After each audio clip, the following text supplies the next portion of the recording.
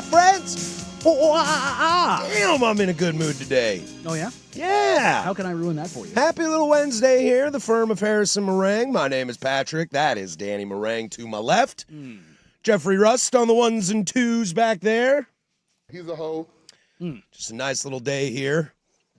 Good conversation with the Sunrise guys in our transition here.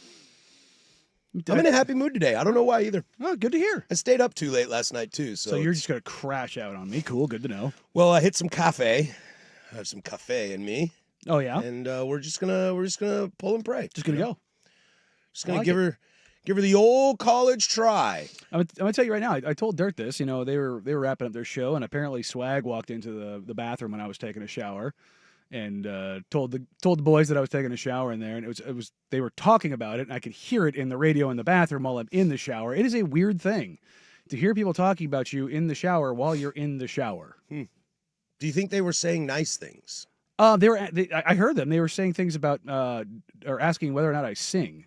I don't sing in the shower here, but I sing in the shower at home. Maybe I'll start singing in the shower here so nobody else comes in. Just absolutely dominate the bathroom. Just go full songbird. Trust tree right now? I don't think you need to do that. I had to use the restroom yesterday when you were in the shower, and I turned around. Really? Yep. Why? The bathroom is kind of is a pretty private place. There's a whole wall. Yeah, I understand. And a shower that. curtain. Yeah, I understand that. But just the thought. That's weird. My wife doesn't use the bathroom on the same level as me. Really? Really. That's probably more of a her thing than a me thing. I will go to the bathroom with my partner in the bathroom. Oh, no. That does not happen at the Harris residence. Really? Take a pee, maybe. Going number one, maybe. Number two, absolutely not. I mean, number one's easy. Number two, that's trust tree. But I'll Look, tell you what, if I tell you to run, run. Look, my wife is my best friend in the entire world. She's the coolest person I ever met in my entire life, and I love hanging out with her and being with her. We ain't ever going to be there. Really? Nope. Interesting. It's probably more of a her thing than a me thing, but yeah, I respect the boundary. Interesting. Okay. Like I said, dude, it's just a really, really private place. Sometimes I'm taking a shower and the wife walks in and like if the kids are home, like I close all the doors just so nobody wants to see that.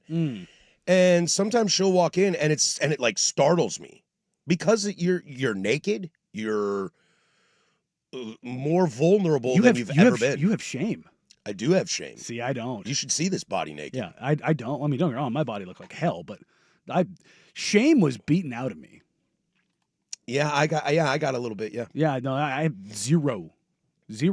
I think it's okay to have a little shame. I think we're all aware of that, Dan. Yeah, no. Yeah. I mean, thank you, Rust. Yeah, I mean, when I was younger, when I was in the military, when I would drink, the more alcohol you added to me, the more clothes came off. That was just a natural progression for me. They got me all wet. Pretty much. But yeah, no, I don't. There's something about having to go to the bathroom in a room with 20 other dudes with no doors, no walls, no curtains, no nothing in basic training that just tears any of that wall down. It just doesn't faze me one bit. Yeah, I don't have that. Yeah. I never. I've never been in that. You don't ever have the lady walk in when you're in the shower and you instead of like panicking, you just open the door like, Well, I mean, I don't kiss and tell. Oh, come on now. I don't kiss and tell. But if things I get are startled, but if things are not frisky, it ain't because I'm scared. If things are not frisky, then yes, it startles me. Okay. And I think that's okay. I think it's okay to have a little humility. YouTube, get the booze away from Danny Stat. Yeah, well, I don't drink and really ever, so. And I haven't taken my clothes off in a decade. Yeah, there you go. I will say, though, the water here, quite hard. Dries out my baby soft skin. That's always been the kind of thing with Portland water. Yeah. It's clean, but it's hard. Yeah. I got that nice water on the south side. Well, the Bull Run in Portland, like when I lived in North Portland for, a decade plus, I never had like a water filter system in my house, like a Brita or a fridge that did it for you, because tap water in Portland is fantastic. From the poop-filled Willamette? Dude, it tastes so good. I mean, it comes from Bull Run. It's extra nutrients. It's really good water. And then I moved to Vancouver, and there's a bunch of like fluoride and chlorine in it. Mm. Now, I'm not anti-fluoride like some crazy politicians might tell you, but when you can taste it, then it becomes something. Yeah. I don't drink tap water in the couve. Oh, really? No. So my parents, they have a well, and it's Mount Hood runoff, and it's like I want to say it's like 120, 140 feet deep. It's crazy. I've had to pull that pump up before. Let me tell you, pulling that freaking 40-pound pump up 100+ feet, not fun. But it is the guy that comes out there and does the test. I think it's every other year. When he comes out there, he's always excited because he's always like, "This is the cleanest water I ever see," because it has all the natural stuff from the water table and stuff like that. And it is the best tap water I've ever had. I don't know if I've ever had well water. Yeah. For some reason, it shouldn't, because I love the nature and I'm familiar with Mama out there, and she's a wonderful, wonderful woman. But for some reason, conceptually, I don't understand it. Like, this water comes from the ground, but it's clean. Yeah. Yeah, I don't get it. It's all just filtered out. Yeah, I know. Through the was it the limestone and there's another stone that does it too. I can't remember what it was, but yeah, no, they do all of the purity tests and stuff like that. He goes, "This is always the cleanest, purest, nicest water I've ever come across." When I go, I do a big rafting trip in Idaho in late May, Memorial Day weekend. On the Snake. And no, I go up to the Locksaw River. Oh, okay. Snake's way down south. This is more up near Montana. Gotcha. And when you look at the water, I'm like, oh my gosh, I want to drink that river water so bad. Do you? No, because like animals poop in it. And fish and stuff like that. But it's pure mountain runoff. But it just looks so pretty. Yeah, it's probably really good. Well, we boil water with it a lot. Mm. Makes you feel one with the with the nature. Well, I mean, drinking it raw, just raw dog in the water should be, make you one with nature. There is a campsite up there that we have been staying at of late, and they had potable water. And our last full day there, 2/3 of the camp was sick as a dog. Oh. Not me. And I'm fairly convinced it is because most of those people drank that potable water. No one believes that. Everyone thinks that there was like norovirus going around. And I'm like, well, I ate off the same stuff as you guys. We shared bottles of liquor together. Like, I am clean as a whistle. Else. Yeah. I never touched that water. The next year, when we went back last year, those are corked and they're no longer usable for potable water. Oh. Huh? Interesting. Huh? Boom, roasted. Just saying. Boom, roasted. Just saying. Yeah, there's nothing like Mother Nature mud butt. It's some of the worst thing in the entire world. Yeah. It is some of the worst thing in the entire world. Now, one thing that could have made all of them sick was the amount of liquor and fungus that was going around the evening, but I don't partake in that. Yeah. So I was also clean of that. See, there you go. So there's some common denominators here. Yeah, I mean, what's the ayahuasca trip? Everybody says that you poop yourself quite religiously. Yeah, I'm not into that. Yeah, no, I'm not doing that. I've done enough crazy stuff. Yeah, I don't need to. I don't need to trip balls and crap my pants. I have talked to God many, many times. Yeah. And, God and I are cool. We got no beef towards each other. We don't really hang out. Had some nice conversations and both kind of moved on our separate ways. Because sometimes it's about how you meet God. And when you meet God in that state of affairs, sometimes God ain't so happy with you. Yeah, well. Maybe God leaning on your conscience a little bit. Just saying. And then you go, oh my God, how do I make this stop? Yeah. And then the next 3 hours sucks really bad because you can't make it stop. And that, kids, is why you don't do drugs. There you go. Simple things in life. Yeah. It's nice to be old. I'm so glad I'm old now. Is it? I'm stoked to get old, dude. I really am. Yeah. I got a great partner. My kids are on their way to being great kids. Got a good network of friends. Got some stable vacays we do every year and throw some middle ones in there. I got a nice job. My wife likes her job. I'm still figuring stuff out. That's all right. It's a little bit of a hard reset. As the good Jeebus would say, we all take our own paths. There you go. And I think old man Patrick is going to be one of two things. Really awesome or really terrible. There you go. And I'm kind of excited to find out. Well, we confirmed yesterday that you're a terrible person, so... No, just when it comes to sharing responsibility of DDs. Outside of that, I'm pretty I think nice. we could have just dropped the DDs off that. Just sharing responsibility. Oh, but I take accountability. Oh, afterwards. There you go. I always take accountability of anything. If I've messed up... Oh, yeah. If I've messed up, I'm more than willing to share that I have messed up. Oh yeah, no, that's look. When it comes to that, that's probably one of the things that I do best with. It's like I've made a metric crap ton of mistakes, but I'll own all of them. You know, when you don't, man, it's just like, but why? It's the most important thing in But the world. why? It's the most important thing in the world. I tell my kids this all the time. It is okay to make a mistake. It's okay to screw up. You just can't do that screw up multiple times. We talk Because about anytime this. you fail, you have the opportunity to learn something. Yeah, no, that's when you learn the most. You don't learn when you succeed. You learn when you fail. We talked about this a little bit off air. The USC reporter issued his apology for the comment question to Lincoln Riley. His quote unquote apology. Yeah, and it was, "I'm sorry, but." So it's like, just throw the "I'm sorry." It's like, and then he listed out like 6 paragraphs of why he did what he did. It's like, dog, just say you're sorry. My bad. Dude, it's why people don't like Lane Kiffin. He's like, yeah, I know it's a tough choice to take LSU, but I wanted to be there for everybody. Yeah. And they wouldn't let me, despite me telling them I'm leaving. Yeah. Ifs and buts, candies and nuts. Oakley Duckley. It's a weird spot to be. We got a great show for you today. A lot of college football on the slate today, but we will dabble in some NBA stuff as well. Boy, the drama's getting nice over there. We'll talk a little bit about your new head coach at Oregon State, the college football playoff. We'll have Tyson Alger on at 10:30, as we always do on Wednesday.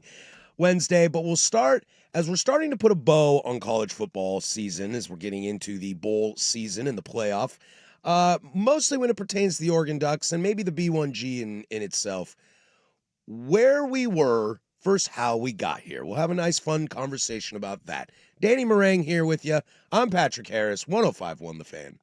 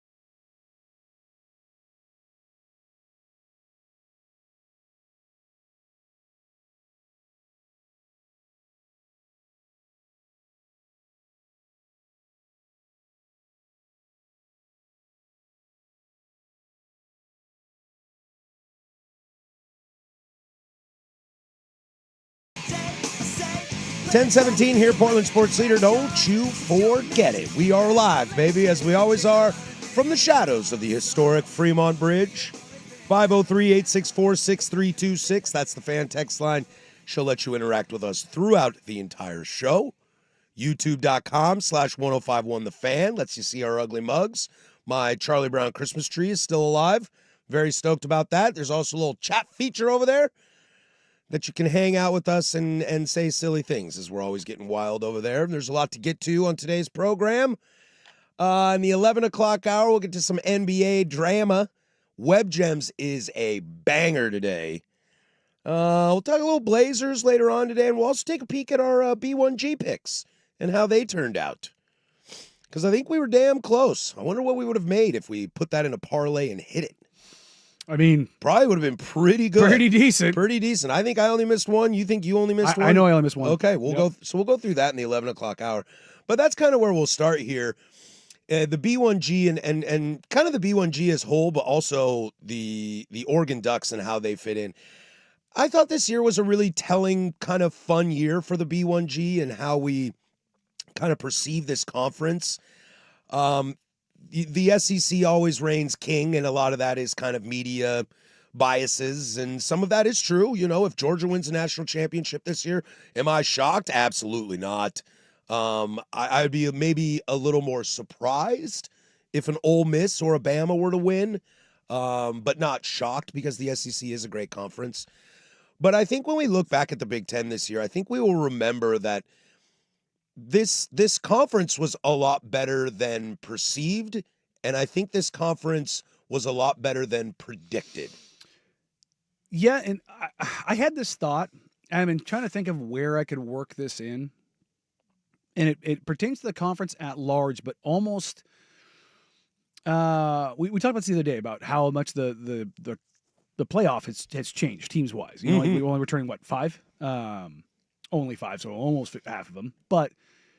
In that context of what you're talking about and how the conference is viewed, there's an opportunity here for the opposite to happen this year for Oregon.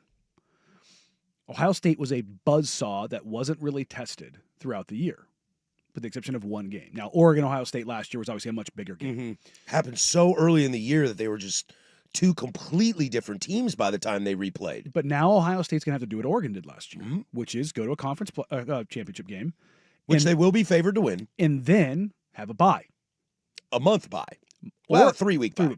Oregon will have to play in the opening round. They won't play in the conference championship game, just like Ohio State last year. And you could maybe argue that Oregon is playing their best football right now. A lot of good tests. Iowa was a gritty win. You finished with 3 of 4 teams in the top 25. Iowa was a gritty defensive line battle. USC was a star-studded receiving battle. UW is a rivalry with a mobile quarterback. Yep.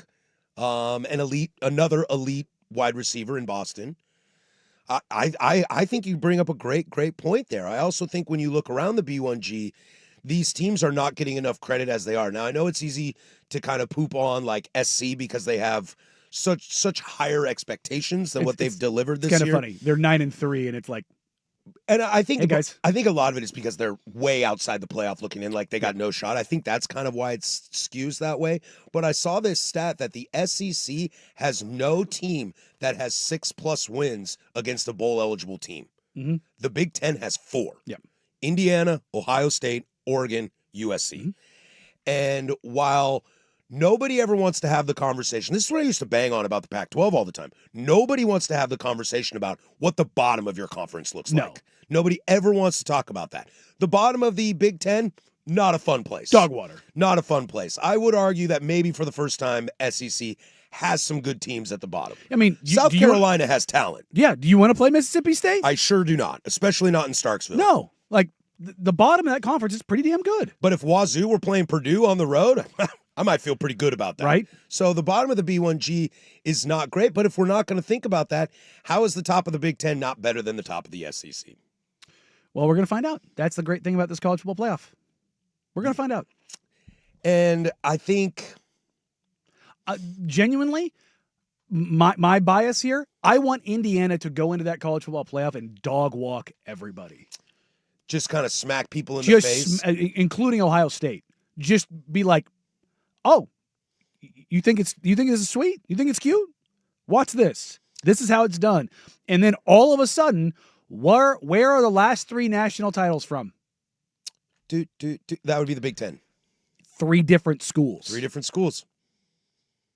3 different schools, and you still have Oregon, who hasn't got theirs, but if I were a betting man, I'd say they get one in the next 5 years, if not the next 3 years. And so, yeah, you would have 4 in the last 7 are all from the big B1G. And they're different schools? Yeah, and I think Oregon is a great call on this because, look, they came into the year with a lot of unknowns. There's a lot of unknowns. The over-under in Vegas was 10.5, but I also think a lot of that is that the B1G was viewed as not being very good.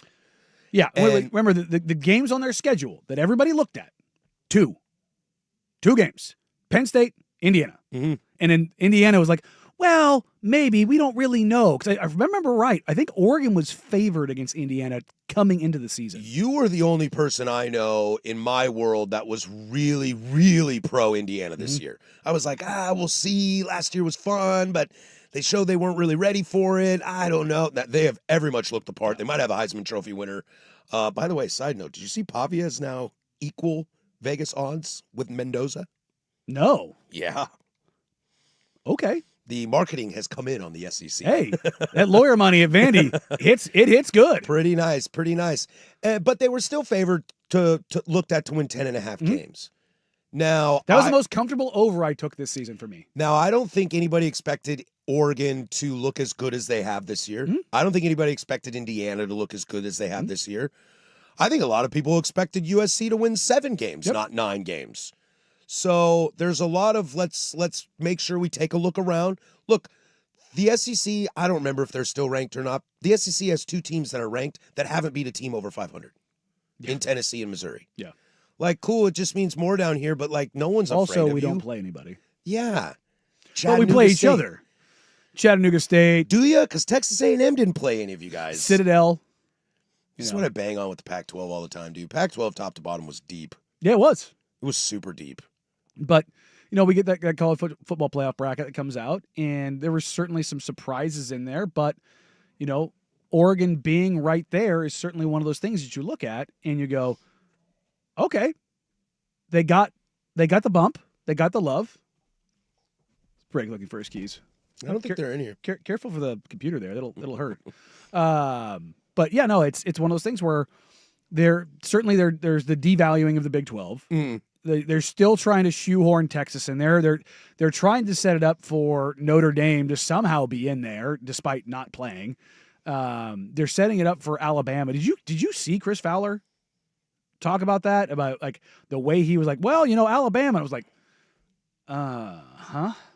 interesting. Like even if Alabama wins, or excuse me, even if Alabama loses, unless they get blown out, they're in. Even though they're there, the way that they did it was just like, I think they're going to be there. And they did the same with Miami. And there's like the devaluing of everyone else but the SEC. Yeah, and that's really strange. And is it? No, it's not. Because where's the show being hosted? I know it's the media bias, et cetera, et cetera, et cetera. But it's like, say they put in Ole Miss, A&M, Georgia, Bama. Okay, those 4 teams go in. What if they all lose their first game? That'd be very funny. It would just kind of show that maybe that conference was kind of propped up a little bit. I mean, who is like for me the obviously the best team in the SEC is Georgia. For me, it's not even close. Yeah. And yes, they lost to Alabama, and I think they beat them again. I think they beat them in the SEC title game. I don't think they lose again because Bama's flawed. They can't run the ball without Jam Miller. They can't stop the run. Dude, they kind of can't run the ball with Jam. Yeah, I know, but without Jam, it's kind of like, well, what are we doing here? Simpson showing some flaws. Yeah, and then you take a look at everybody else. I mean, A&M kind of choking on it against Texas, and it gets a rivalry game. So that's 2 bad games in a week. Yeah. in a row, and that it's we give them the benefit of the doubt in the sense that it's a quote unquote complete team because they've got great wide receivers, they got a good running back, they got a good offensive line, they've got a good defense. But Marcel Reed, if he does the thing where he goes and completely short circuits, that falls apart. And there's been a little bit of a groundswell around Arch getting better. Is he better? Yeah, but like For sure, the he's a lot better. But the bar was the floor. Yeah, fair. His first couple games, he was pretty a bad. tire fire. Sam Houston State was not a good look. It's like, what is happening here? So Georgia's the only team, and they aren't without flaws, but they're the only team in the SEC where I go, yeah, there's not you can really poke at it flaw. Where I call me crazy. I look at Indiana, they don't have any flaws. This just creeped into my brain. Let's take the 4 and 4, four best quarterbacks from each conference. Okay. You tell me who you want. Marcel Reed, Trinidad Chambliss, Mhm. Ty Simpson, Gunnar Stockton. Or I give you Julian Sayin, Fernando Mendoza, Dante Moore, and Jade Mayava. Big Ten. It's not even close. No. It's not even close. In Big Ten, I thought they just run the football and play offensive line. No, with saying I'm still waiting to see because his defense is so good, and I'm not holding it against him. Like I haven't seen him win a game. Sure, they have the easiest path. Yes, Mendoza, we know what he can do. Very much so. Dante, I've seen the glimpses of Dante, and boy, the glimpses are superstar. if I'm ranking the quarterbacks of like win me a game today, You're gonna put him at 4. I know you are. no, I put him at 3. Okay. I put Sayin 4. Oh, okay. I would go Mendoza, Mayava, Dante, Sayin. If like who I trust. Yeah. Like I've seen Dante make some incredible throws. I've seen Mayava just do insane things. I've also seen Mayava walk into Eugene and get kind of taken advantage of a little bit. I mean, he threw the ball all over the field. Kind of. I mean, he threw the ball all over the field. He would have thrown for 450 yards if the pass interference Man, calls. I should have never gone to that game. I should have just watched it on TV. Mm. Going to a game and then trying to like break it down is so difficult. Yeah. Especially I'm in the end zone. That's why when I go to a soccer game, I want to sit at the 50-yard line on TV side. Yeah, look, I was a little higher up, by the press box, but I think it was like the 35, 40-yard line, so I had nice. Oh, dude. Yeah. That's fantastic. Yeah, no, it was great. I could see the whole field. All right, we'll have Especially Tyson. a punt return that got taken back. We'll have Tyson Alger come on the show as we always do. We'll chat a little bit, a recap of the UW game. Plus, it's National Signing Day. What's he got for us in store? Tosh Lapoy, Will Stein. A lot of movement going on with Tyson Alger, so we'll chat with him next. But first, we'll toss it to Rusty with sports. Now, from the George McCoy and Warren Allen Sports Desk, a Sports Center update on the Fan Sports Network, 105.1 FM and 1080 AM. First on the Fan, after beating Washington to finish the regular season 11-1, the Oregon Ducks moved up one spot in the most recent college football playoff rankings. They are now number 5. Your top 4 are Ohio State, Indiana, Georgia, and Texas Tech. The Trailblazers started their 5-game road trip with a loss to the Raptors last night. Right back at it today in Cleveland to face the Cavaliers. 4 o'clock tip on KATU. Denny Avdia, Donovan Clingan, Chris Murray are all questionable. No Robert Williams III, as it's the second of a back-to-back. The Blazers are 11.5-point underdogs. Clippers with a stunner of an overnight move, announcing Chris Paul no longer with the team just before 3 a.m. Eastern time. Paul posted on Instagram he's being sent home to L.A. from Atlanta, where the Clippers face the Hawks tonight. L.A. has lost 14 of their last 16 games. Over in the NFL, the Browns have designated quarterback Deshaun Watson to return to practice from the physically unable to perform list. The next step in his recovery from an Achilles injury. Cleveland has 21 days to add Watson to the 53-man roster, or he'll be sidelined for the rest of the season. And Seahawks linebacker Ernest Jones IV named NFC Defensive Player of the Week. In the win over the Vikings, Jones had 12 tackles and two interceptions, including an 85-yard pick six in the first half. More sports scores and stories in 30 minutes. I'm Jeff Russ from the George McCoy at Warren Allen Sports Desk. Hurt and missing work insurance companies acting like jerks? Don't call your mom. Call George McCoy at warrenallen.com. The home of the Fan Happy Hour with Luke Anderson. Weekdays 2 to 3. The Fan Sports Network, 105.1 FM and 1080 AM.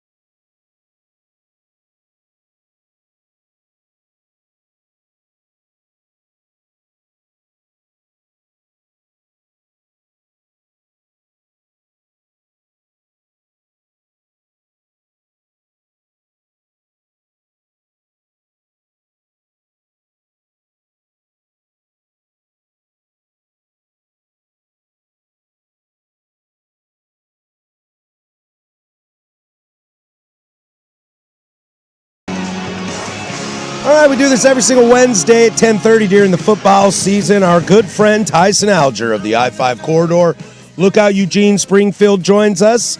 Chat a little Ducks football. Tyson, I hope you had a great holiday weekend. Thanks, as always, for being with us. Absolutely, guys. Thank you. Let's get right into it. Let's put a little bow on rivalry week, and then we'll get into the bigger stories surrounding Oregon this week, whether it's the playoff, coordinators going, recruiting day, et cetera, et cetera. This game go a little bit the way you kind of expected it to? Was there anything that really surprised you in a negative or a positive way? No, I mean, it kind of went par for the course. Like I thought Washington actually wasn't that bad in this game. Like they got a fair amount of yards on Oregon's defense, but I was just impressed with the way that Oregon kind of clutched up in this game.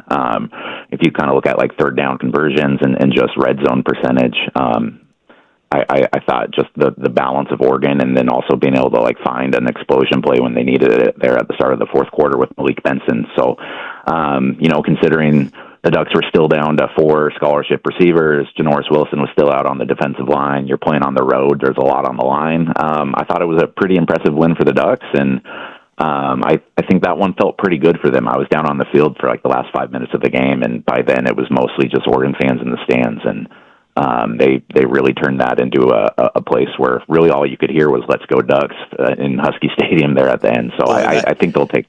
I think they'll take that one. That always feels real nice when you're to an opposing stadium and you're like, "Hey, losers." You just love that about the Huskies. Yeah. Oh yeah, I hate the Huskies. I'm not even a Duck fan. I mean, my favorite part of it, I was standing next to the Duck mascot, and he was trying to morph his hand into like the Dubs down thing, but couldn't quite do it on his own. So he had another cheerleader there, like adjusting his mitten to get it right, and then it was just like 20 minutes of pictures for him doing the Dubs down. So just nice scenery. Tyson, it finally happened. The Disruptives. Sacks, TFLs, interceptions, all coming together in one game. How does old Dan Lanning feel about his defense and not just getting the bend don't break defense, but getting the disruptives and all the things that kind of came out of that game? Yeah, they really set the tone in this one. I mean, you saw big plays from the big name players that we've been talking about, whether it's Mateo or Tatum or Dylan Thieneman getting another kind of game clinching interception there at the end. This was a disruptive Oregon defense, and it was really important on the road, and especially as you're kind of going into a break here. I just think that's kind of like the one piece of the puzzle that we were waiting to see pop, and it really happened, especially when you're playing against a quarterback who had been as efficient and kind of dynamic as Damon Williams Jr. had been.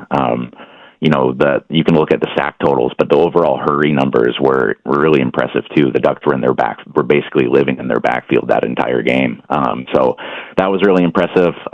One of my favorite parts of the game, and it wasn't even necessarily a positive play for the Ducks, was just when Thieneman popped that receiver coming through the middle, and that's one of the hardest hits I think I've ever seen in person. And the most impressive thing was the dude got right back up. And I asked Dylan afterwards, and I was like, "Was that surprising?" He's like, "Yeah, I thought I hit him pretty good." It was so loud on TV, dude. It was so loud on TV. It felt like there was a microphone next to that tackle. You get so conditioned, especially like when you cover college football, and this has been my Saturdays for the last 15 years or so. You get so used to just seeing collisions that are just normally like so destructive that when one does like really pop out, it's like, oh man, like that must have been something. And yeah, that was a collision. Now I know old coach Dan Lanning is never satisfied with how his team's playing, but coming out of this, considering the gauntlet of the run near the end of the season, is this going into a playoff? Look, they've booked a ticket to the college football playoff. Is this the best they're playing all year? Is there another level, or is this the Oregon team we should expect going into the playoff? I mean, that's the hard thing to judge, and that's a question that I asked Dan after the game too. Is we're 12 games into the season, and I feel like each week we've still been talking about like how good is this team really? But at the end of the day, they're 11-1. They lost one Big Ten game to the number 2 team in the country. Like this is a really good football team, but like I still feel like we haven't seen what this team looks like at 100%. You can look back at the first month of the season and some of the offensive numbers they put up, but that was against relatively weaker competition. And as things got harder, maybe some of those numbers came down, but that's as you were starting to get to the attrition of the roster. And I've just been continually impressed by not only Oregon's way to like grind out wins, but just kind of the variety and ways they've been able to do it. We saw them rely on the run game for 3 to 4 weeks. We saw them rely on Dante Moore and just kind of some big time passes. And we just saw a host of guys on the depth chart that we weren't expecting to really even play this season have to step up and make some incredible plays. So going into the playoffs, I think this is probably the best Lanning's felt about a team just in terms of like what he's been getting out of every player. But like I still don't know the ceiling of this group because 3 weeks from now when they're going to be playing again, like what's it look like when you get DeCorian Moore back when he before his injury was the best receiver on the team? What do you get when Gary Bryant Jr. comes back, who has been just a very reliable slot guy and had been featured on punt and kick returns, but you've also seen like the rise of Malik Benson turn into just probably one of the best playmaking, important, go out and get it guys that the Ducks have had in quite some time, whether it's some of those receptions or the kickoff return against USC. The punt return against USC. So I don't know if this team is necessarily like better than the one that was 12-0 going into the Big Ten championship game last year, but in terms of just like what they've overcome and what they've shown and just kind of the grit and integrity of this team, I think this is a really, really solid group. He's Tyson Alger, the I-5 corridor. Look out, Eugene, Springfield. Go check out his stuff. It's always great stuff. We love having you on. We'll put a pin in this, take a quick commercial break. We come back. Let's talk a little. It's National Signing Day. Got coordinators on the move. College football playoff for an off week. It feels like a very, very busy week for Oregon. So we'll get into that. Stick with us. This is The Firm, 105.1 The Fan.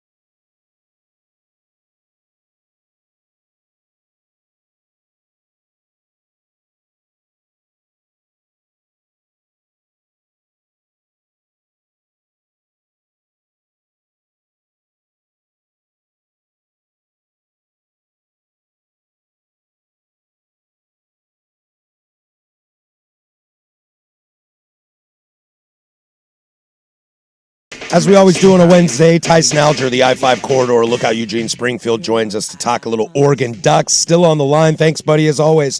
Let's get right into this. Today is National Recruiting Day. This is going to be kind of a long-winded question, so take your time and however you want to answer it. Where does Oregon sit in National Recruiting Day, and what are the kind of craziness that Lanning has to maneuver with Stein officially at Kentucky and counting down the seconds for Lupoi at Cal, coordinators on the move, recruiting, playoff? What is the tempo, the heartbeat of inside that Ducks room right now? Yeah, like this was supposed to be an easy week, right? Like you don't make the Big Ten. You make the Big Ten. You don't make the Big Ten championship game. You don't have to fly out to Indianapolis. You don't have to gear up to face an Indiana team. Like kick the legs out and take some time off, right? I think the Ducks were expecting this a little bit. I mean, you've had Will Stein for 3 years. You've had Tosh Lupoi for 4 years. They've both been pretty darn good at their jobs for a team that has a high profile. We all know that they kind of want to be head coaches. So I don't think that this was unexpected. I do think that, kind of getting the double barrel of kind of losing them in successive days, it makes for a pretty headline-packed week. It'll be fun talking to Lanning today at his 4 p.m. press conference just to see like how they're sifting through all of that. But then, you have a signing day on top of all of that, and I know signing day is kind of turned into maybe not quite as big of a day as it was in the past before the transfer portal and NIL and everything got involved there. But if you look at Oregon's class, I think right now they've signed 21 guys. The class is number 2 in the country behind USC. It's impressive. Like it's Tyson, can you say that for me again? Oh yeah, I believe Oregon's recruiting class right now is number 2 in the country after the two more recruits that they added to their class today. I believe 21 players have signed. They're right behind USC in terms of national recruiting rankings. Like they're right where they need to be. And while we do pay way more attention to transfers and kind of the sure things that come in, I do think that this year has shown just how beneficial continuing to pad those top 5 recruiting classes can be, just with the depth that Oregon showcased this year. So yes, a very, very busy week for the Ducks, but it's been another stellar recruiting cycle for Dan Lanning and his team. Losing a guy like Lupoi, who has been just a monster on the recruiting trail, will be kind of tough to overcome. But we're also in an era right now where I think the really good recruiters have lost just a little bit of their edge when you're able to just throw money at guys. So I think it's kind of business as usual for the Ducks while losing a fair amount of continuity with those coordinators as well. Tyson, in that same vein, I'm going to follow this up with another question, completely unrelated, but you kind of pulled something out there that I want to hit here. A lot of times when coaches go somewhere, whether it be head coaches or even coordinators, they peel off a couple of guys. Is Oregon looking at losing, with Will Stein going to Kentucky? Is he going to peel off one of the quarterbacks, which actually might help Oregon in a sense with their quarterback room going forward? Does Lupoi peel off one of the defensive guys, one of his guys? You'll see those. Shepherd at Oregon State's going to peel probably a couple guys off of Alabama that are a little bit further down the depth chart to Oregon State. Like, does this almost help clean some things up for Oregon in a sense?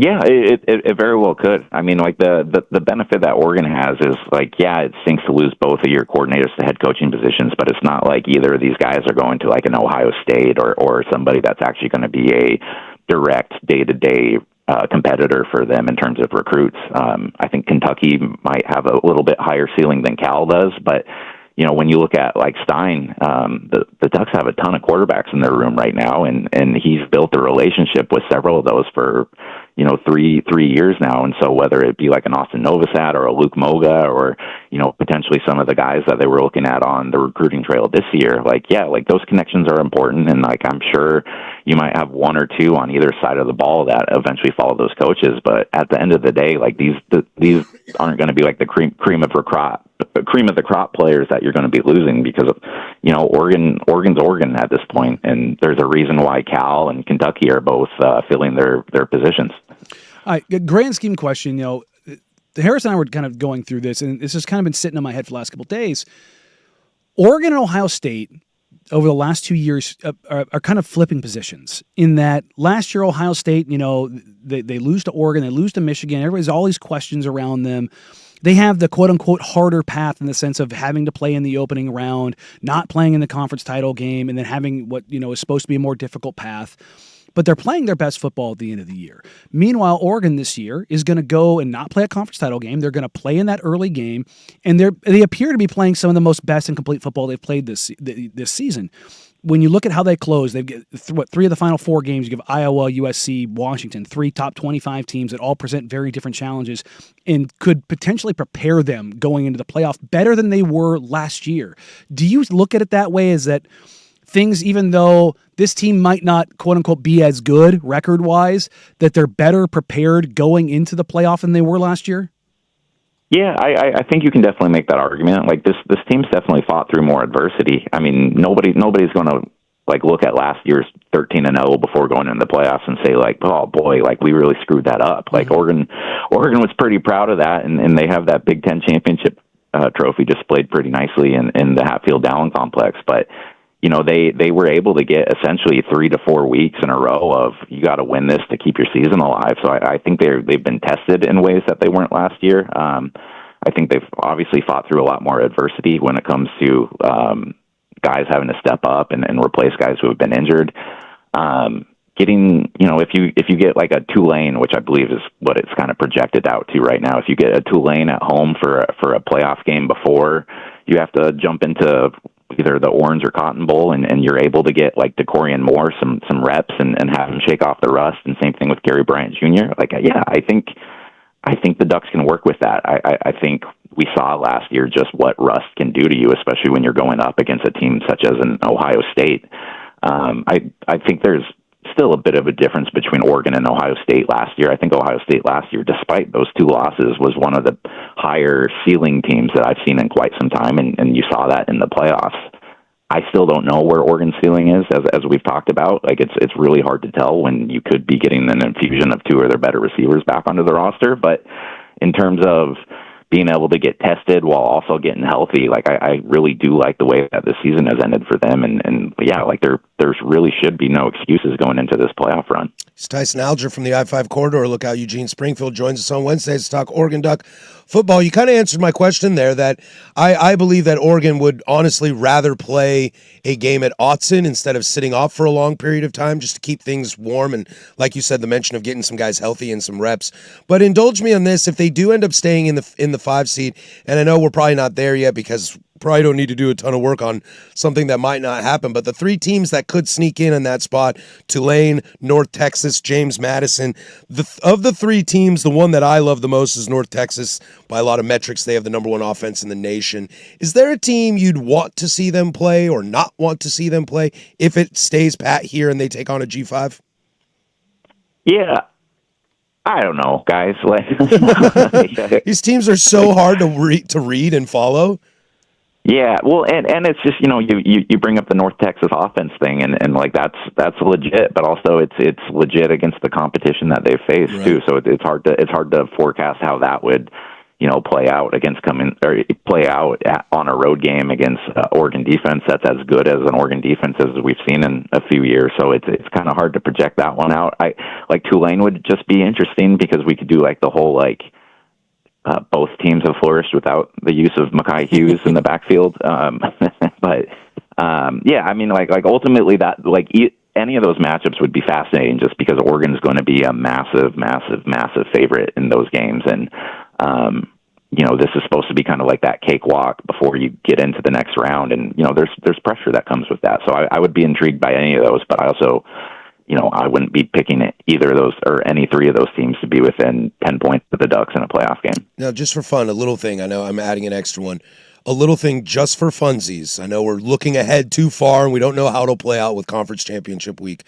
If the 4 top seeds remain the same in some crazy way, Ohio State, Indiana, Georgia, Texas Tech, is there a team there that you want absolutely no business with?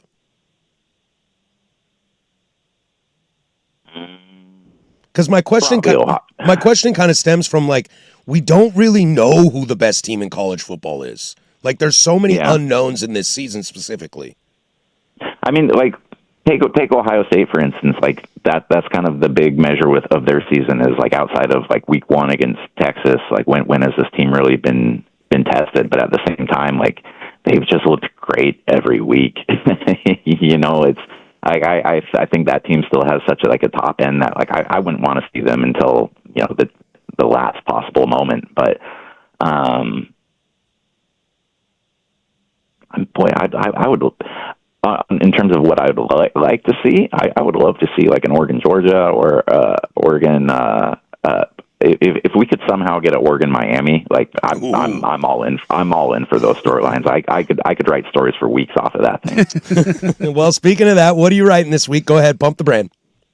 I am going to Oregon State women's basketball tonight, so we'll be having a report off of that rivalry match. They haven't played in a year. Both teams are really good this season, so we'll have a little something from that. And then, yeah, we're going to hit up Lanning's 4 p.m. presser today and kind of do a deep dive on where the Ducks stand with not only their recruiting class, but they have some spots to fill on the coaching staff. So we'll kind of do a deep dive on that. He's Tyson Alger, the I-5 corridor. Look out, Eugene, Springfield. Go find his stuff. It's always great work. We are always thankful to have you on our program, Tyson. Thanks, and we'll catch up next week, maybe? Yeah, absolutely. Okay, great. We'll catch you next week. Thanks, buddy. All right, thanks, guys. Bye. That is Tyson Alger, the I-5 corridor. Look out, Eugene, Springfield. Like I said, joins us every Wednesday to talk Oregon Ducks. We come back, loaded hour number deuce. We got a little NFL to get to. We'll check our B1G picks, how they turned out. Web Gems is a banger, but we'll start with some heavy drama in L.A. in the drama league of all drama leagues, the NBA. That's next on 105.1 The Fan. There are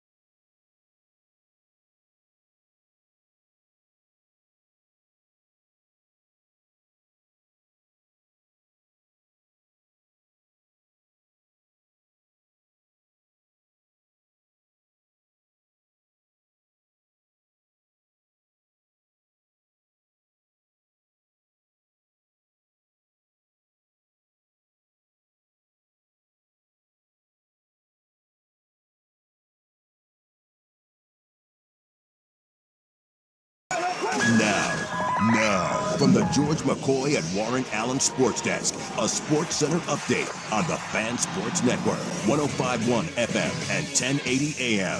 This update brought to you by Mountaintop Metal Roofing. No maintenance, energy efficient, fire resistant, and a lifetime warranty. Do it once, do it right. Visit mountaintopmetalroofing.com. First on the Fan. After beating Washington to finish the regular season 11-1, the Ducks move up one spot in the most recent college football playoff rankings. They are now number 5. Your top 4 are Ohio State, Indiana, Georgia, and Texas Tech. Trailblazers started their 5-game road trip with a loss to the Raptors last night. They're right back at it today in Cleveland to face the Cavaliers. 4 o'clock tip on KATU. Denny Avdia, Donovan Clingan, Chris Murray are all questionable. No Robert Williams III, as he's out due to it being the second half of a back-to-back. Blazers are 11.5-point underdogs. The Clippers, with a stunner of an overnight move, announcing Chris Paul no longer with the team just before 3 a.m. Eastern time. Paul posted on Instagram he's being sent home to L.A. from Atlanta, where the Clippers face the Hawks tonight. L.A. has lost 14 of their last 16. Over in the NFL, the Browns have designated quarterback Deshaun Watson to return to practice from the physically unable to perform list. That's the next step in his recovery from an Achilles injury. Cleveland has 21 days to add Watson to the 53-man roster, or he will be sidelined for the rest of the season. And Seahawks linebacker Ernest Jones IV named NFC Defensive Player of the Week in the win over the Vikings. Jones had 12 tackles, 2 interceptions, including an 85-yard pick six in the first half. More sports scores and stories in 30 minutes. I'm Jeff Rust from the George McCoy at Warren Allen Sports Desk. Hurt and missing work, insurance companies acting like jerks. Don't call your mom. Call George McCoy at warrenallen.com. Your home for the Oregon Ducks, the Fan Sports Network, 105.1 FM and 1080 AM.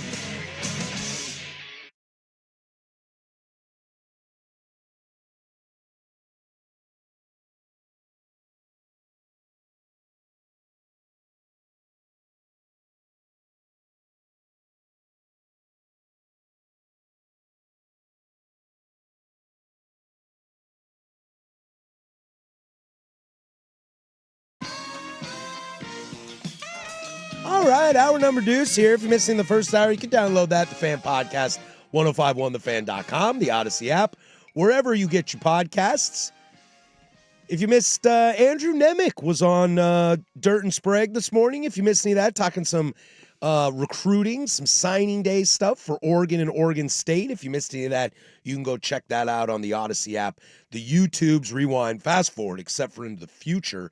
That would be impossible. I believe Nemec is on prime time tonight. He was on yesterday. West Coast Bias edition of prime time. So I'm sure he'll have a bunch of great recruiting day nuggets. So tune in to that, as prime time's always a must listen around here. A lot to get to this hour. We will look at our B1G picks, how they turned out for a little fun. I've got a really big question about a top quarterback in the NFL. Web Gem should be a banger, but we'll start here. I wonder if this could turn, I don't know if it'll get to that level because he's kind of, he's older on the way, way back end of his career. But in the last 12 hours, this Chris Paul story is getting closer and closer to Lane Kiffin type stuff. What is going on here? Literally text that to somebody did Chris Paul get tarmacked? And I think the answer is yes. Chris Paul last night was unceremoniously released, cut from the Clippers. He was basically told to go home. He posted a semi-cryptic, not cryptic message on social media. Guess I'm out. Guess I'm out. There are now reports that Chris Paul and Ty Lue have not been talking to each other. There is a history of not getting along with James Harden. You said this to me earlier, you throw on top the Kawhi Leonard situation, the Steve Ballmer situation, Ty Lue's own situation. Mm-hmm. It is a complete and utter S show. I didn't think it was going to turn out like this, but you were very kind of, I don't think you're crazy. At the beginning of the year, I was like, dude, this Clippers thing looks like a disaster to me. Mm-hmm. I did not expect it to go this route. Not like this. I think the surrounding non-basketball stuff has impacted everything. It has to have, because look we're dealing with it here. Yes. My issues with the Clippers going to the season was more age.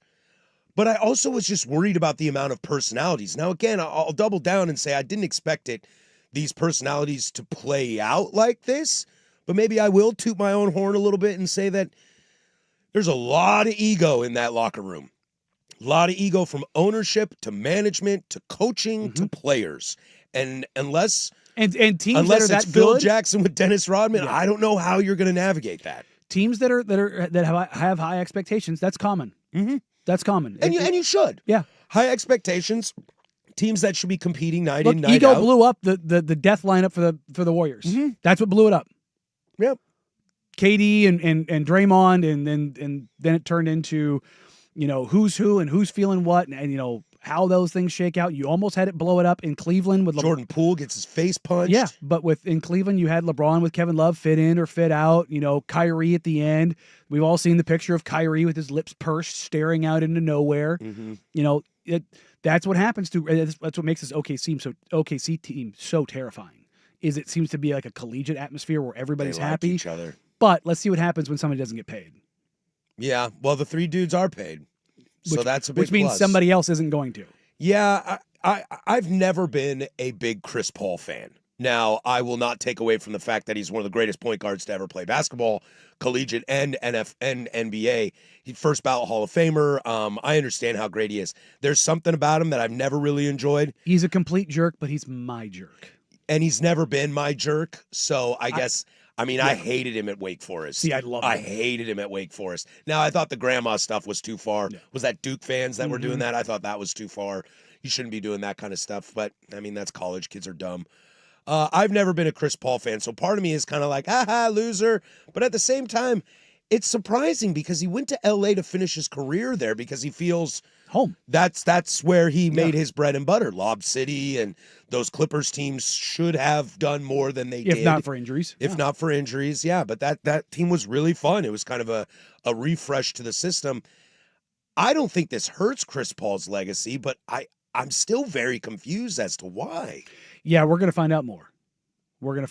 That's the thing is, look, the orbit around the Clippers is a complete and utter disaster.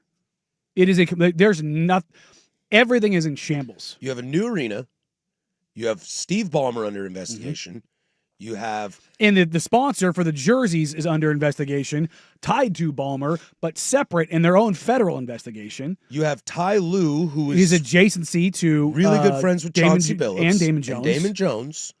You have Kawhi and Uncle Dennis. Which tie back to that scandal, but also all of the previous Kawhi stuff about how he got to the Clippers in the first place. And then, Could his contract be voided? yes, and here's the terrifying thing. OKC owns their pick. Yeah. Unprotected. Yeah. You could be looking at one of Cam Boozer, AJ DeBonsa, or Darren Peterson ending up in OKC. Just go find a true point guard. There you go. I mean, that's terrifying. It is very terrifying. And then, hey, we're going to add on to this. Let's get to some basketball side of this because all that is off the court. Now let's get to some basketball side of this. Chris Paul, terrible numbers. Yep. Terrible numbers. This Bradley season. Beal, who you brought in to kind of reinforce Woof. your bench, he broke his Woof. hip. He's out for the season. And let's not forget the baggage that comes with Harden. Mhm. Like, for good or for not, there is a lot of baggage that comes with him. The out of shape in the beginning of the year, the exhausted by the time playoffs come around. He's definitely a little bit of a ball hog. And so not only do you have off the field stuff, you have on the court stuff. You're right, dude. I didn't even think about that. This thing could blow up in a sense. And now there's rumors. Do you blow it up? Let's look at a Blazer angle real quick. And I know we'll get to Blazers later in the big No, nooner. I mean, do you want to hold this? Because I think there's actually a lot here. Well, I wasn't going to ask that. I'm Okay. going to ask about the guy at hand we're talking Okay. about right now. Blazers are desperate for some guard help. Is Chris Paul someone you kick the tires on? Well, your roster's full, so you'd have to release somebody. I'm asking I the mean, question. Do you consider it? Maybe. Maybe.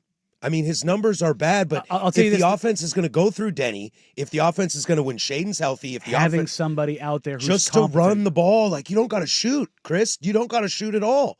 Just toss this around to some dudes and make plays happen. I wonder if they could benefit because that's why Drew's here. Yeah. Now Drew is leaps and beyonds a better player right now than Chris I mean, Paul is. hilariously, just think about it. You would have Dame, Drew, and CP Those are three of the smartest point guards in the NBA. in the last 40 years. Yes. Yeah, you're talking like in terms of basketball IQ, I'll take a Jay Kidd. I'll take a John Stockton, Braun. LeBron if he's playing point guard like that. But as far as three of the best minds in basketball right now, I'd take a run at Dame, Drew, and Chris Paul. It's kind of insane to think about. Like I don't know if I'm there for him financially. You know, if they're just sending him home, I don't know if they're going to buy him out. Does we he haven't hit seen anything waivers about or it. whatever it is? Well, I mean, how does that look like? And where does he end up signing? Does he want to sign somewhere? Does he want to continue playing, or is this he's like, man, screw this, I'm done? Because he's talked about part of the reason he went home was that This is supposed to be his last year. and it's his family. Yeah. Like when he was playing in Phoenix, his family was still living in L.A. and like, stuff like that. So it's like, would he want to relocate, or does he just hang it up? And it's a really crappy way to think about the end of one of probably the 5 or 6 greatest point guards to ever play the game to have their career end. And I asked the Blazer question for funsies because we're in Portland and the guard. I mean, it does depth make is, sense. Here's the is thing: very dire. if you do this, it signals that Scoot's not back until probably the All-Star break. Which, I mean, that's outside of Jason Quick 2 weeks ago, we haven't heard anything. And that was a nothing. it was a I'm not doing anything. Yeah, But that being said, but you also, I mean, you think about it. Blake Wesley's probably not back until the All-Star break. Right. There's a possibility that Scoot's not back until then. Again, I've talked to him here or there, but sure. I haven't seen him. Like, I'm there early. I see these guys when they go through workouts and warm-ups and stuff like that. He's not out there. No, I just see him in cool looking tracksuits on the bench. Like he's just getting pregame work. As for Chris Paul, I think he just hangs it up. I hope not. I hope not. It's one of my favorite players of all time. I hope this isn't the way that it goes out. Yeah, but I don't know how it does. He went to the finals in Phoenix, didn't get it, but he got his finals appearance. He will be a first ballot Hall of Famer. I don't know what You're not there supposed is. to go out like this. I know, but I don't know what there's left for you. Yeah. Like Drew Holiday, let's take ourselves away from Portland. Drew Holiday can finish his career in Portland and everything's fine. You got a couple chips, massively respected, Drew can finish his career major anywhere he money. wants. You're totally fine. Paul, though, this is a weird thing. Do you keep chasing? Well, I don't know if it's chasing. It's just going out on your terms and not being sent home. That's weird. It's yeah. I sent a million texts and everybody's kind of asking the same questions. So Man, and nobody knows what's going on. See, that's always what makes this stuff the weirdest. Is like nobody knows anything? Yeah.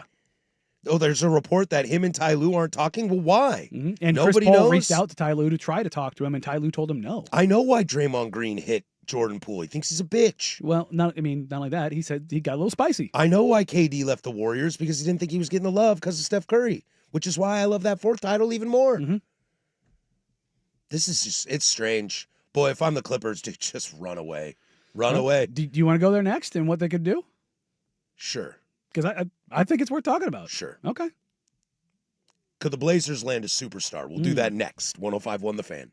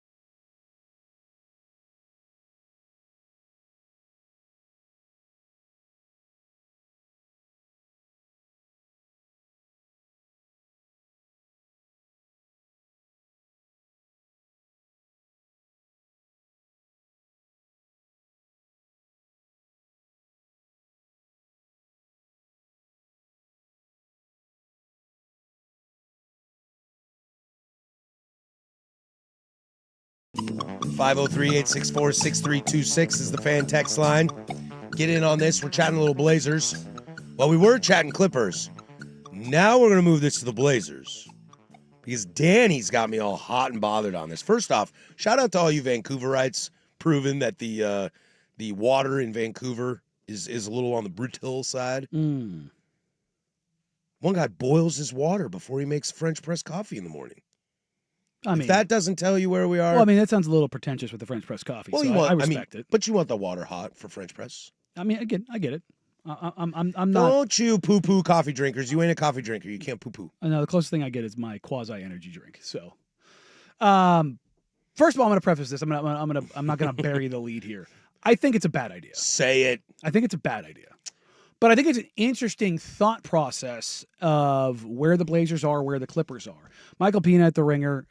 Most of the trades he puts out, I don't like. I just say that. It's not my Huckleberry. And most of them are just theoretical. Yeah. He has an article out right now how the Clippers have run out of rock bottoms, and the only way out might just be to sell off anything they can get.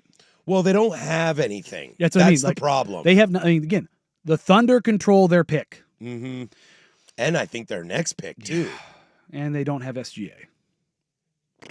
And Paul George plays for this. Think about this. Paul George They don't plays- have SGA. Paul George is gone. And if they do this, they wouldn't have Kawhi. He is proposing, he says, my favorite hypothetical would send Kawhi to the Portland Trailblazers. For? Jeremy Grant, Robert Williams III, and 2 first-round picks. Done. For the value? Done. Now, does he fit in Portland? That's a different question. Well, if that's what it costs. it's not fit, it's availability. Well, yeah, that's true. Because if you're telling me that I can start Drew Holiday, Toumani Camara, Kawhi Leonard, Denny Avdia, and Donovan Clingan, in theory, sign me up. Shea off the bench? I don't care. Scoot, Shea, left foot, right foot. I don't Patrick care. Harris, Jeff Rust off the bench? Rusty, you coming in for some minutes? Rain dance! Oh, where's the scoring from? I don't know. The 28-a-game monster? Yeah, dog. I'm good. Yeah, if you get it full, I would trade 2 first-round picks, an expiring contract, and Jeremy Grant. It's the Kawhi problem. I know. He's a part-time player. I do wonder if and the Clippers, the Clippers probably are staring at that. There is nothing to do here but blow it up. You know, I don't know if Harden doesn't have a no-trade clause, but I'd ship him out too.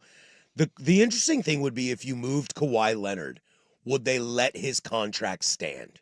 Because there's that talk about voiding that contract due to all the Uncle Dennis stuff and the investigation, the Pablo Torre stuff that's come out about. And weird how that's gone just eerily silent. Oh, don't think Silver's not on top of that. Mm-hmm. I wonder if a fresh place in a trade would allow Kawhi to stick with that contract. Well, I think, number one, the league would have to okay this trade, and there would be that discussion if it was going to exist. Mm-hmm.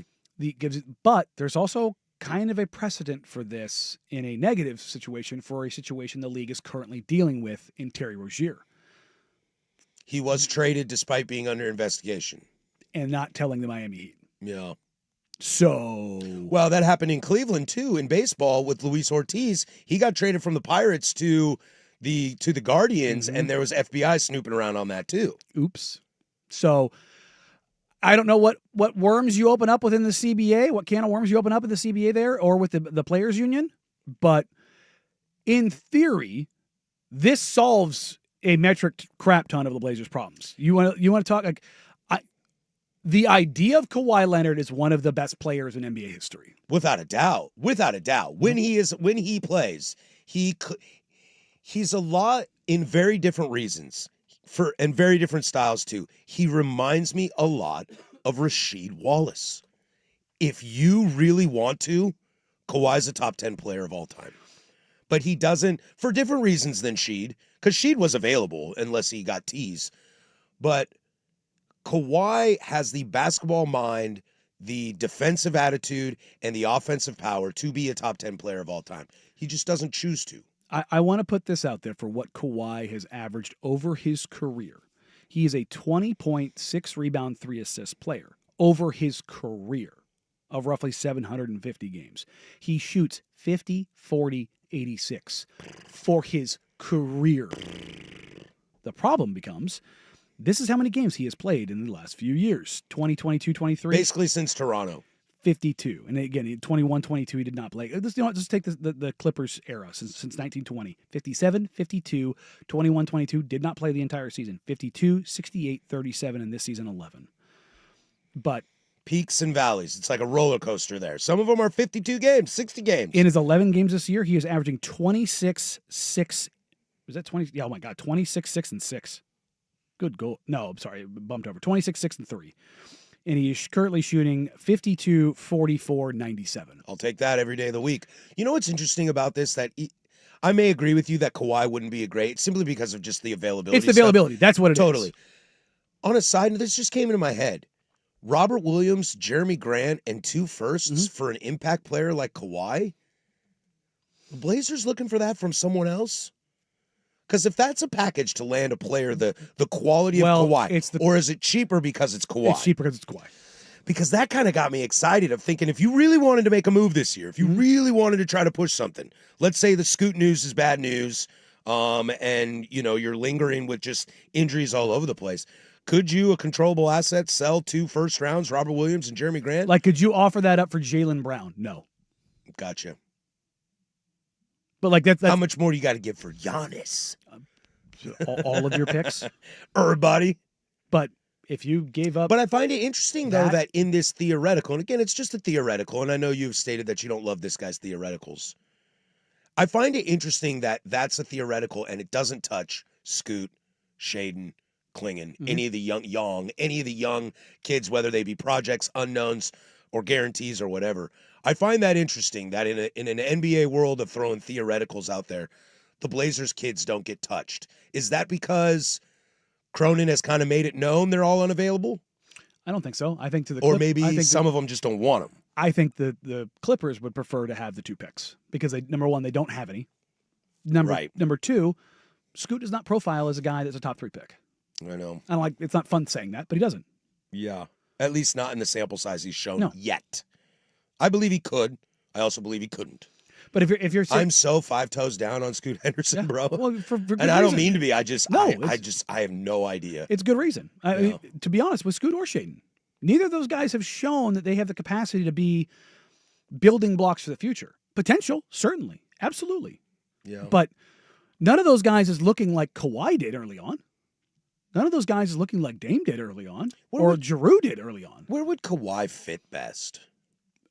Look, healthy? I mean, anywhere, really. Healthy here. Yeah. Healthy. Drew, 2, Kawhi, Denny, Donovan is a nasty, nasty, nasty team. The worst defender in that lineup is Denny. You would run down Thurman Street naked if that happened. If Kawhi was healthy. Yes. Yes. Yeah. Are you? That's a 50-win team. I know. And I'm curious, there's a lot of you guys saying on the text line, 503-864-6326, or the YouTube chats, just an absolute no to Kawhi. I want to know if anybody has a no outside of availability. Because the Uncle Dennis stuff, too. The control, but that kind of ties into the availability stuff. Again, the idea of Kawhi Leonard, yes, unabashedly. I think he's one of the most criminally underrated players in the history of the game. Which is why the Clippers ended up giving him the bag and probably broke a lot of rules doing it. Yes.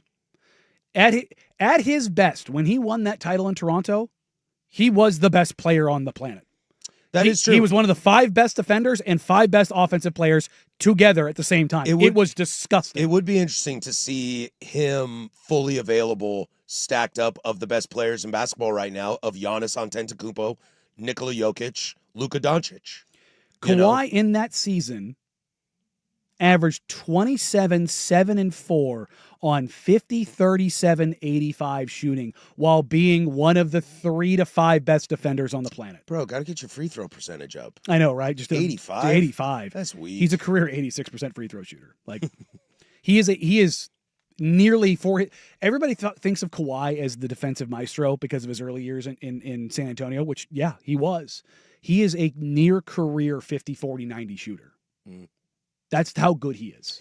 On the text line, there's something about his personality that really bothers me, and I feel like is a locker room cancer.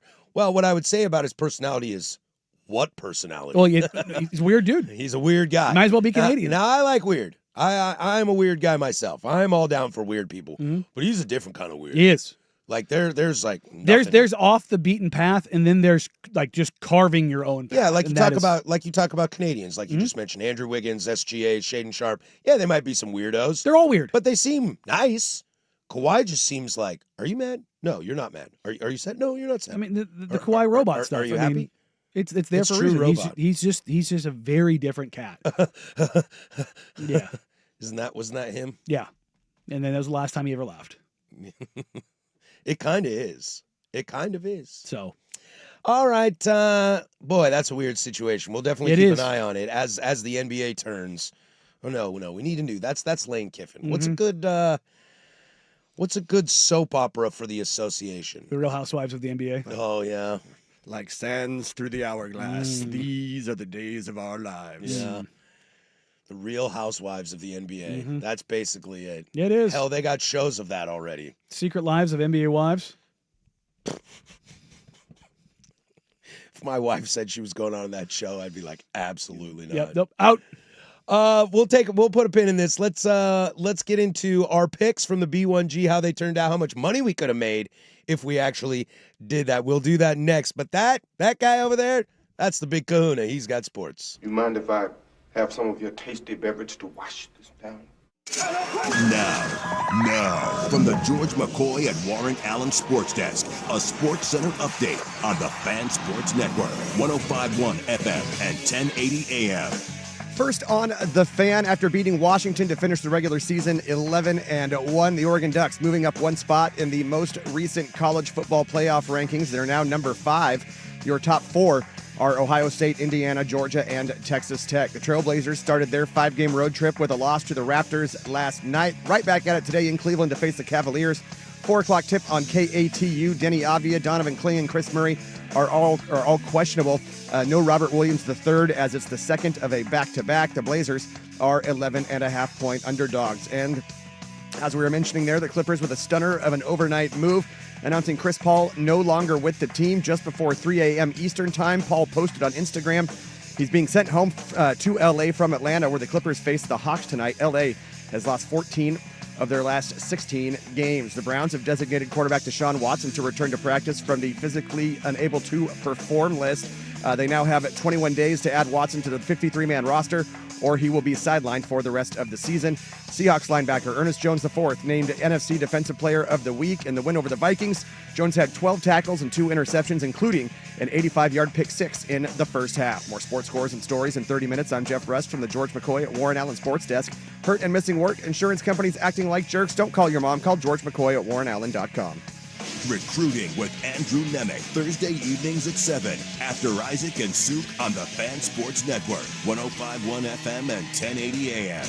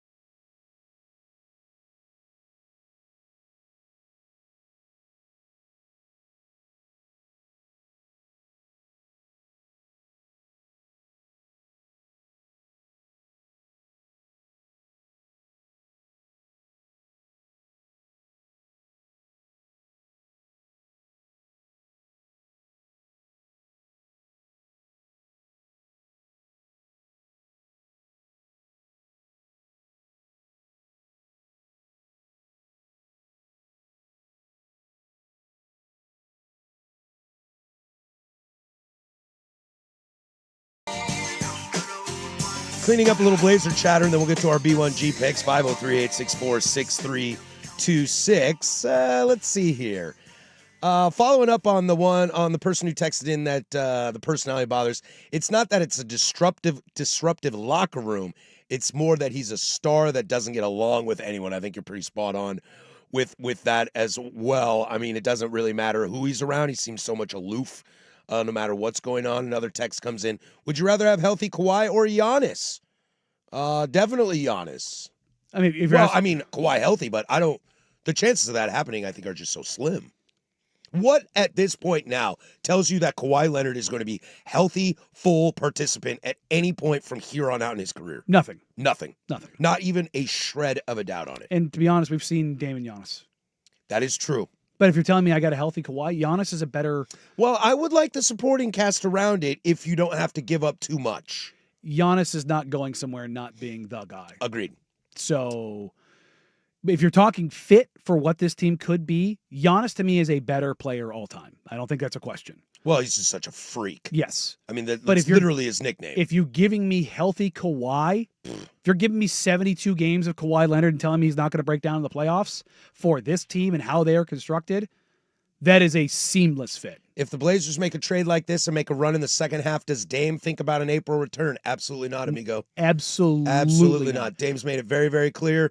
He is looking at trying to play a little LeBron-esque. I wouldn't be shocked if Dame's trying to play 4 more years, play into his 40s. Look, and you ain't going to do that by rushing back an Achilles. I will tell you this. I've spoken to my boy Clay directly multiple times, and it comes up damn near every time we talk. How you doing, bud? Not going to happen, Danny. Don't ask. No. Yeah, I'm the opposite way. Yeah. He's like, progressing through, getting better, all those kind of things. And we'll kind of laugh about it. I'm like, anything changed? We were talking the other day. He's like, I mean, there's no reason, obviously, right now to come back just because the team is so injured. And this, they don't look like they're going to win 50 games. He goes, even then. Right. He's been very blunt about this. And what he has told me is he wants to take the entirety of the season, not play, hit the summer and ramp into that so it's as normal as going into next year as humanly possible. So he hits the ground running at the right spot. You know something that kind of chaps my ass these days is, and I get it. We all love Damian Lillard. I fully understand that. He's the greatest Blazer of all time, yada, yada. I love Dame too. I'm really tired of the conversation that I see online, the keyboard warriors, of wait till Dame comes back. Like, I understand, dude. I'm excited to see Dame come back, but can we stop with that narrative right now? Like, let's watch basketball and call these games like we see them. Let's give praise to Denny Avdia. Let's push on Donovan to bang defensive rebounds better. Let's get Shaedon Sharp's three-point shot correct. Let's tell Tamani not to shoot threes. You know what I mean? Like, look at the team. This narrative. I mean, I'm glad someone brought up Dame, and I get it. It's like he's such a not polarizing, but just a transformational player in this franchise's history that we're glued to it. But it's not going to happen. Yeah. So let's please just divorce that. Not to steal a line from Neil O'Shea, but guys, move on. Like, he's not coming back this year. He's smarter than the rest of us. He's going to take his time. This is a growing team. I've said this about every sport in my life. Okay.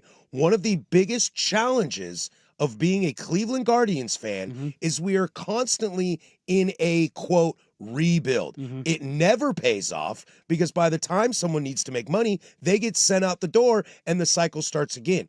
But I've always been jealous of teams like the Baltimore Orioles or teams like the Giants in the late 2000s coming off Bonds, building something, the Houston Astros, building a team from garbage and watching it pay off.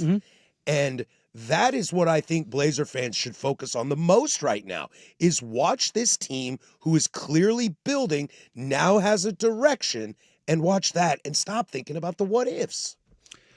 Sorry to tirade but it just pisses me off how much it's like, well, if Dame was here, well, he's not, and he's not gonna be. I get what you're saying, and I believe in that. Joe and I in the post game have talked about like what could it potentially look like next year, and that's kind of how the caveat is, like would he fit into these things? I think those are totally fair, but we're talking about next year. We're not talking about this year Exactly. And even more of that, like Denny went for 25, 14, and 7 last night. And the first thing people said was, man, he's really going to work on those free throws. And I wanted to run through another door in this office. Like, I got that joke. there you go. I got that Captain reference. America. Yeah. Hey, I understood that reference. Yeah, because it's like, do you not realize what he just did? What he's doing? We went through it last night. Mm-hmm. There are 16 players since 1979-80. 16 players have averaged 25, 7, and 5. That is what Denny Avdia is doing right now. If he finishes that season, he will be the 16th player on that list. That's a pretty cool list. I bet you there's a bunch of dudes on there I heard of. This is the list. Oh, you got the list in front of me? You kidding me? Ooh, not the biggest You know list what? radio fan, but I love this. Just try to rattle them off. Okay. I will give you three. Give me the numbers again. There are 16 players, including Denny, so 15. No, but what they're averaging. 25 points, 7 rebounds, 5 assists. Okay. 25, 7, So and 15 5. plus 1 is Denny. Okay. There are 3 players on this list in the 80s. 3 players on this list in the 80s. And I will go Magic Johnson. he is not on this list. Ooh, Larry Bird. Yes. Another 80s player, Danny Ainge. Are we counting Michael as an Yes. 80s player? Okay. I wasn't sure if we were He counting him did as an it 80s once in or his 90s. career. Okay, so you got Bird, Michael. There's one other player in the 80s and another player in the early 90s. I don't know. Clyde Clyde Barkley. and Barkley. Okay, great. The rest So- of these guys are modern. All of them are playing except for 2. Dirk. No. No. Okay. Kobe. No. Okay. Give me the list. LeBron, Duh. done it 17 times. Giannis, 8 times. Luka, every year of his career. Hey, that Luka guy's pretty good. Jokic, 5 times. Westbrook, 4 times. Durant, 4 times. Bird, 4 times. These are your one-time guys outside of Denny Avdia. Jason Tatum, Pretty good. Joel Embiid in his MVP candidate, If healthy. MVP season. DeMarcus Cousins, Ooh, Boogie. boogie before his knees went. Yeah. James Harden, Hall of Famer. Tracy McGrady. One of the most pure athletes I ever seen ball. Every single one of these players is a first ballot Hall of Famer, sans Boogie and McGrady, and both of them suffered injuries. This is what I've been saying. T-Mac would have been. Yes, this is what I've been saying about what Denny is doing. It's Denny is a number 2 because you look at Denny's efficiency in this 48, 38, 80. That's Denny's efficiency right now. The numbers he put up 25, 14, and 7 last night. Like, where this team is at and what guys are doing, and people were, killing Tumani about this the other day. Oh, Tumani sucks. Last couple games, Tumani's been an absolute demon. I hope you know I don't think Tumani sucks. I just think he No, takes too many threes. 6 of 10 last night. Well, I know. 5 of 10 the night before. Yeah, but sometimes he's 1 of 9. Got to get him up because that's his job. That's his job within this team. That's his job within the NBA. He's not a rim runner. Like, Yeah. so you got to find a way to contribute. And so that's what they got to do. But my point overall of this is like, people are getting frustrated with losses and they've lost so many clutch games because they're so shorthanded and they're offensively challenged right now. But what they're getting from guys, from Denny, from Jeremy, Drew when he was healthy, good God. Shaden had a nice game last night. Mm-hmm. Still, the 3-point shot is still like, come on, Doug. I mean, you just kind of go down the list, but then you start looking at the rest of the team because they're so injured. You're just like, but to your point of like looking at it right now, Denny Avdia is not playing like an all-star. Denny Avdia is playing like an all-NBA player. Yeah, he's great. Enjoy that. That's part of this season. This season was about what can Denny be? What can Shaden be? What can Scoot be? What can Donovan be? Donovan's starting to put it together. You were really excited to see him this year. He's starting to put it together. Denny has gone beyond what anybody expected. Shaden has had some ups and downs. Scoot, we haven't seen yet. Before you even get to Dame, there's 7 storylines that you need to get to. And that's my point. Yes. That's my point. There's so many other things to talk about before you get there. And I love Dame, not only as a player, but as a dude that I know. Yeah. So, I don't know, man. Well, There's my rant. Well, I'm glad we agree on that. Yes. Because it's just, just guys, move on. Yeah. It's not going to happen. It will. And when it does, this show Then- specifically. then we can talk all about it. We got a lot to talk about when that happens, but it hasn't. So Let's put a pin in that. All right, we come back. It's a Web Gem story. We'll move our B1G picks to the big nooner. Web Gems, everybody's favorite. The pettiness, the trolling is fantastic. A little update on recruiting side of this as well. Web Gems is next. 105.1 The Fan.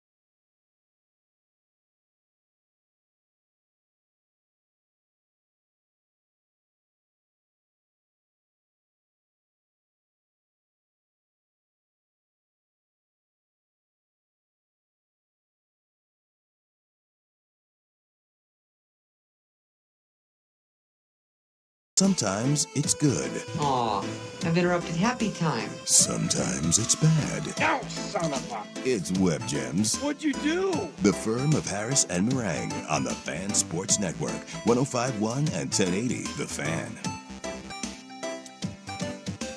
All right, this is Web Gems. Do it every single day at 11:45. Coming up on the big nooner, I do want to get to our BUMG picks and how they turned out.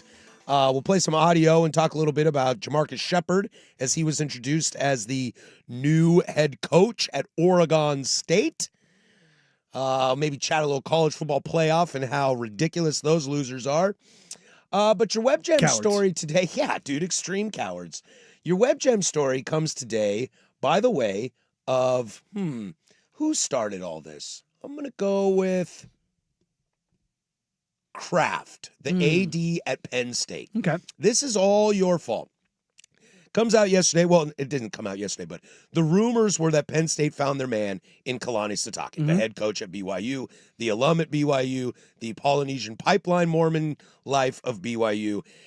He ended up turning that offer down. He is staying at BYU, which leaves Penn State in a giant spot still. The CEO of Crumble Cookie made a large investment into the BYU program as he is an alumnus, thus keeping Kalani Sitake there. Big cookie, man. There was big cookie money. I seen a picture of a Crumble Cookie delivery at the doorsteps of the athletic department of Penn State University, saying thank you for coming. In a side note, which now I'm here for the most ultimate pettiness of all time. Hokie signing day today, Virginia Tech. James Franklin was there, and I believe he was eating Crumble cookies today. If that's not a shot, look, if I'm James Franklin, I am very frustrated that I got turfed at Penn State. But I think, as we talked at the beginning of the show, sometimes you got to own up, and this was an unmitigated disaster for Penn State this year. That I think if he got to the college football playoff and didn't win a game, I don't think he's fired, but it would have been real, real hot.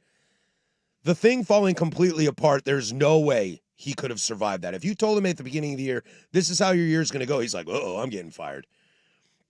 But the fact that they can't find anybody to replace him and he has decided to troll them with Crumble cookies is something I am here for. Let me one up that.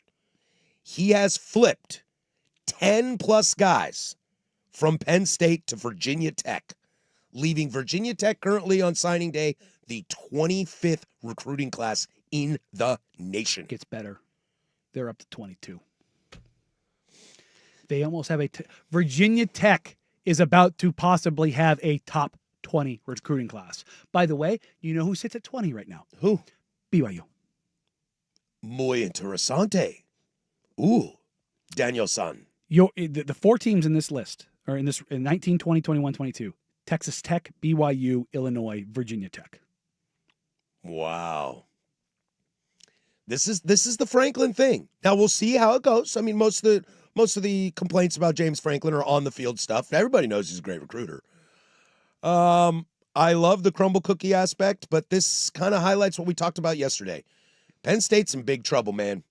Penn State is in big trouble.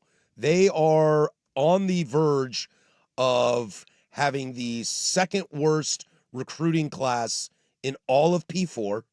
I read the other day, the only Power 4 school that is recruiting less than them right now is Oklahoma State, but they just got Eric Morris from North Texas, who I think is going to do a great job. I don't know how his recruiting will be, but I bet you he hits the transfer portal really hard. So now you are in the danger of falling below maybe the most disastrous P4 school right now in Oklahoma State. That does have a ceiling, but they are in a very, very sad spot right now. I think somebody was joking, and I think they were serious. UMass might be ahead of Penn State, and they have squadouche wins. Penn State has fallen to 150th.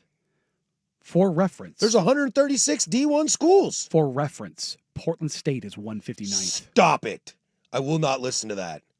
These are the teams right after Penn State. Prairie View, Howard, Alabama State, North Dakota, Princeton, Utah Tech, Furman, Central Arkansas, Portland State, Stephen F. Austin. Dude, those Sir, are basketball schools. Those are, I was just going to say, Is this those the are tournament? NIT schools. Is this March Madness? That is disgusting. Army is ahead. North Dakota State, Columbia, Montana, North Texas, Montana State, Navy. If North Texas is ahead of you, and they don't even have a coach. Sam Houston, which might be the worst school in the country. They're number 2 behind UMass. 134th. Eastern Washington, Ooh, 133rd. the Red Eagles. My dad went to Oregon Eastern. State, 129th. All 3 academies are ahead. Army, Wow. Navy, and Air Force. And they have some of the strictest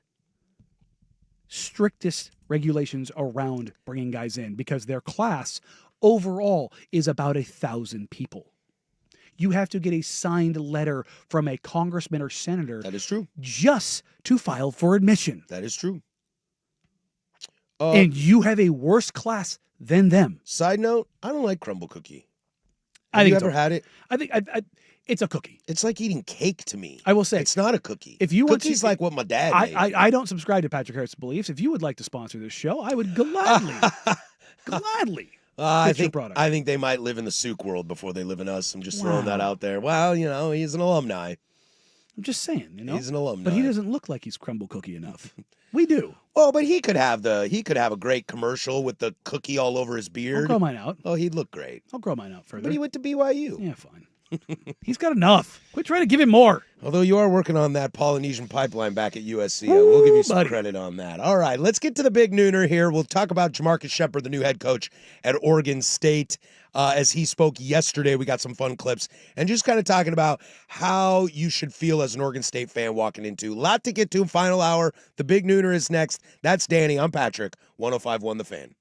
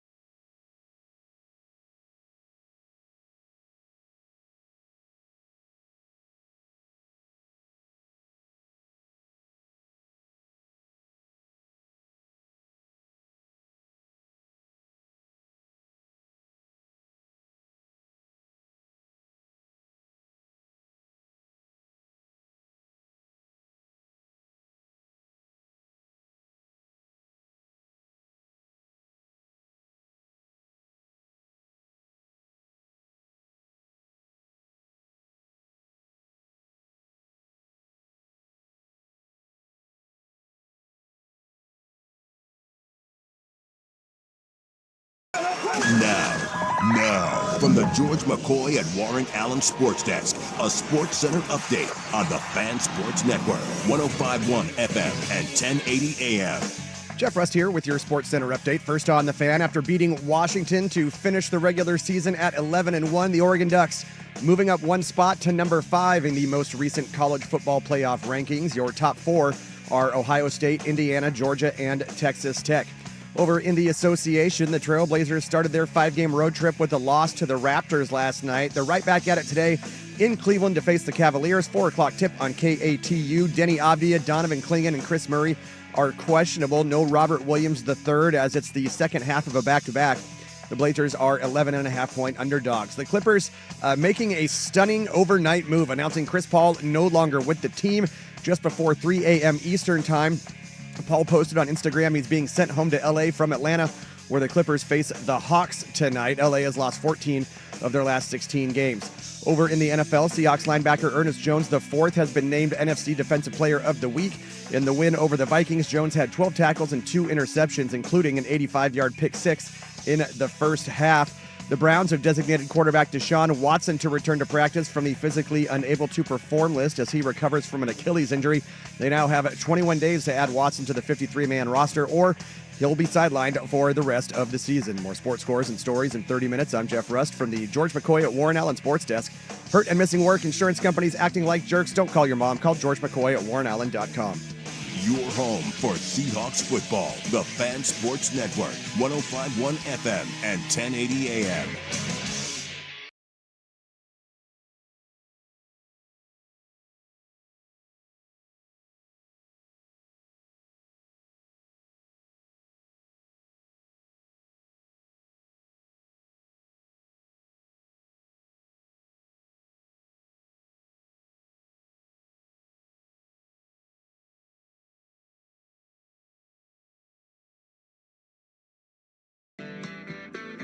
All right, 2 down, 1 to go here. Firm of Harrison Meringue. We do this bad boy every single day, Monday through Friday from 10 to 1 p.m. Coming up after us will be Duck Insider from 1 to 2, and then you get the Fan Happy Hour from 2 to 3, and then maybe it's a West Coast Bias edition of Primetime from 3 to 7. Take you all the way home, finishing up 13 hours of live, local, continuous, regional radio talk. I mixed that up. I messed it up somewhere. Do you want to have the Giannis conversation now because it's out? Oh, is it really? Yeah. Really? Shams reported during the break. What? Giannis is having conversations with the Bucks about his future. Well, I just told the texter that he was trolling me.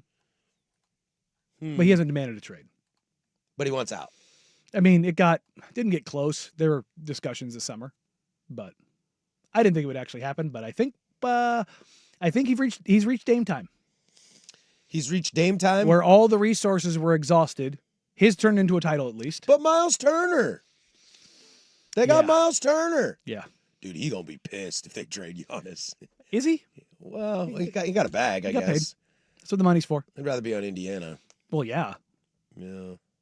He can't go back there now. Oh, no. He he nuked that bridge. Let's talk about that tomorrow. Okay. I want to stew on that for a little bit. Too much NBA for you? No, not at all. Not at all. The NBA is You just great. don't want to let me live. No, the NBA is great drama. It is. But I just want to like really put my head together and try to think what makes sense for Giannis. I can tell you. It's one team and one team only. If you say the Spurs, I'm going to jump off a cliff. It's the Spurs. I don't like that. It's going to be Fox and I don't know if they'd probably give up Castle over Harper, I think they'd give up Castle over Harper. I think. I haven't checked in with them in a while. Just kind of see where their value Castle lies. hates Giannis right now. Don't trade me. And they have a bevy of picks. So, yeah.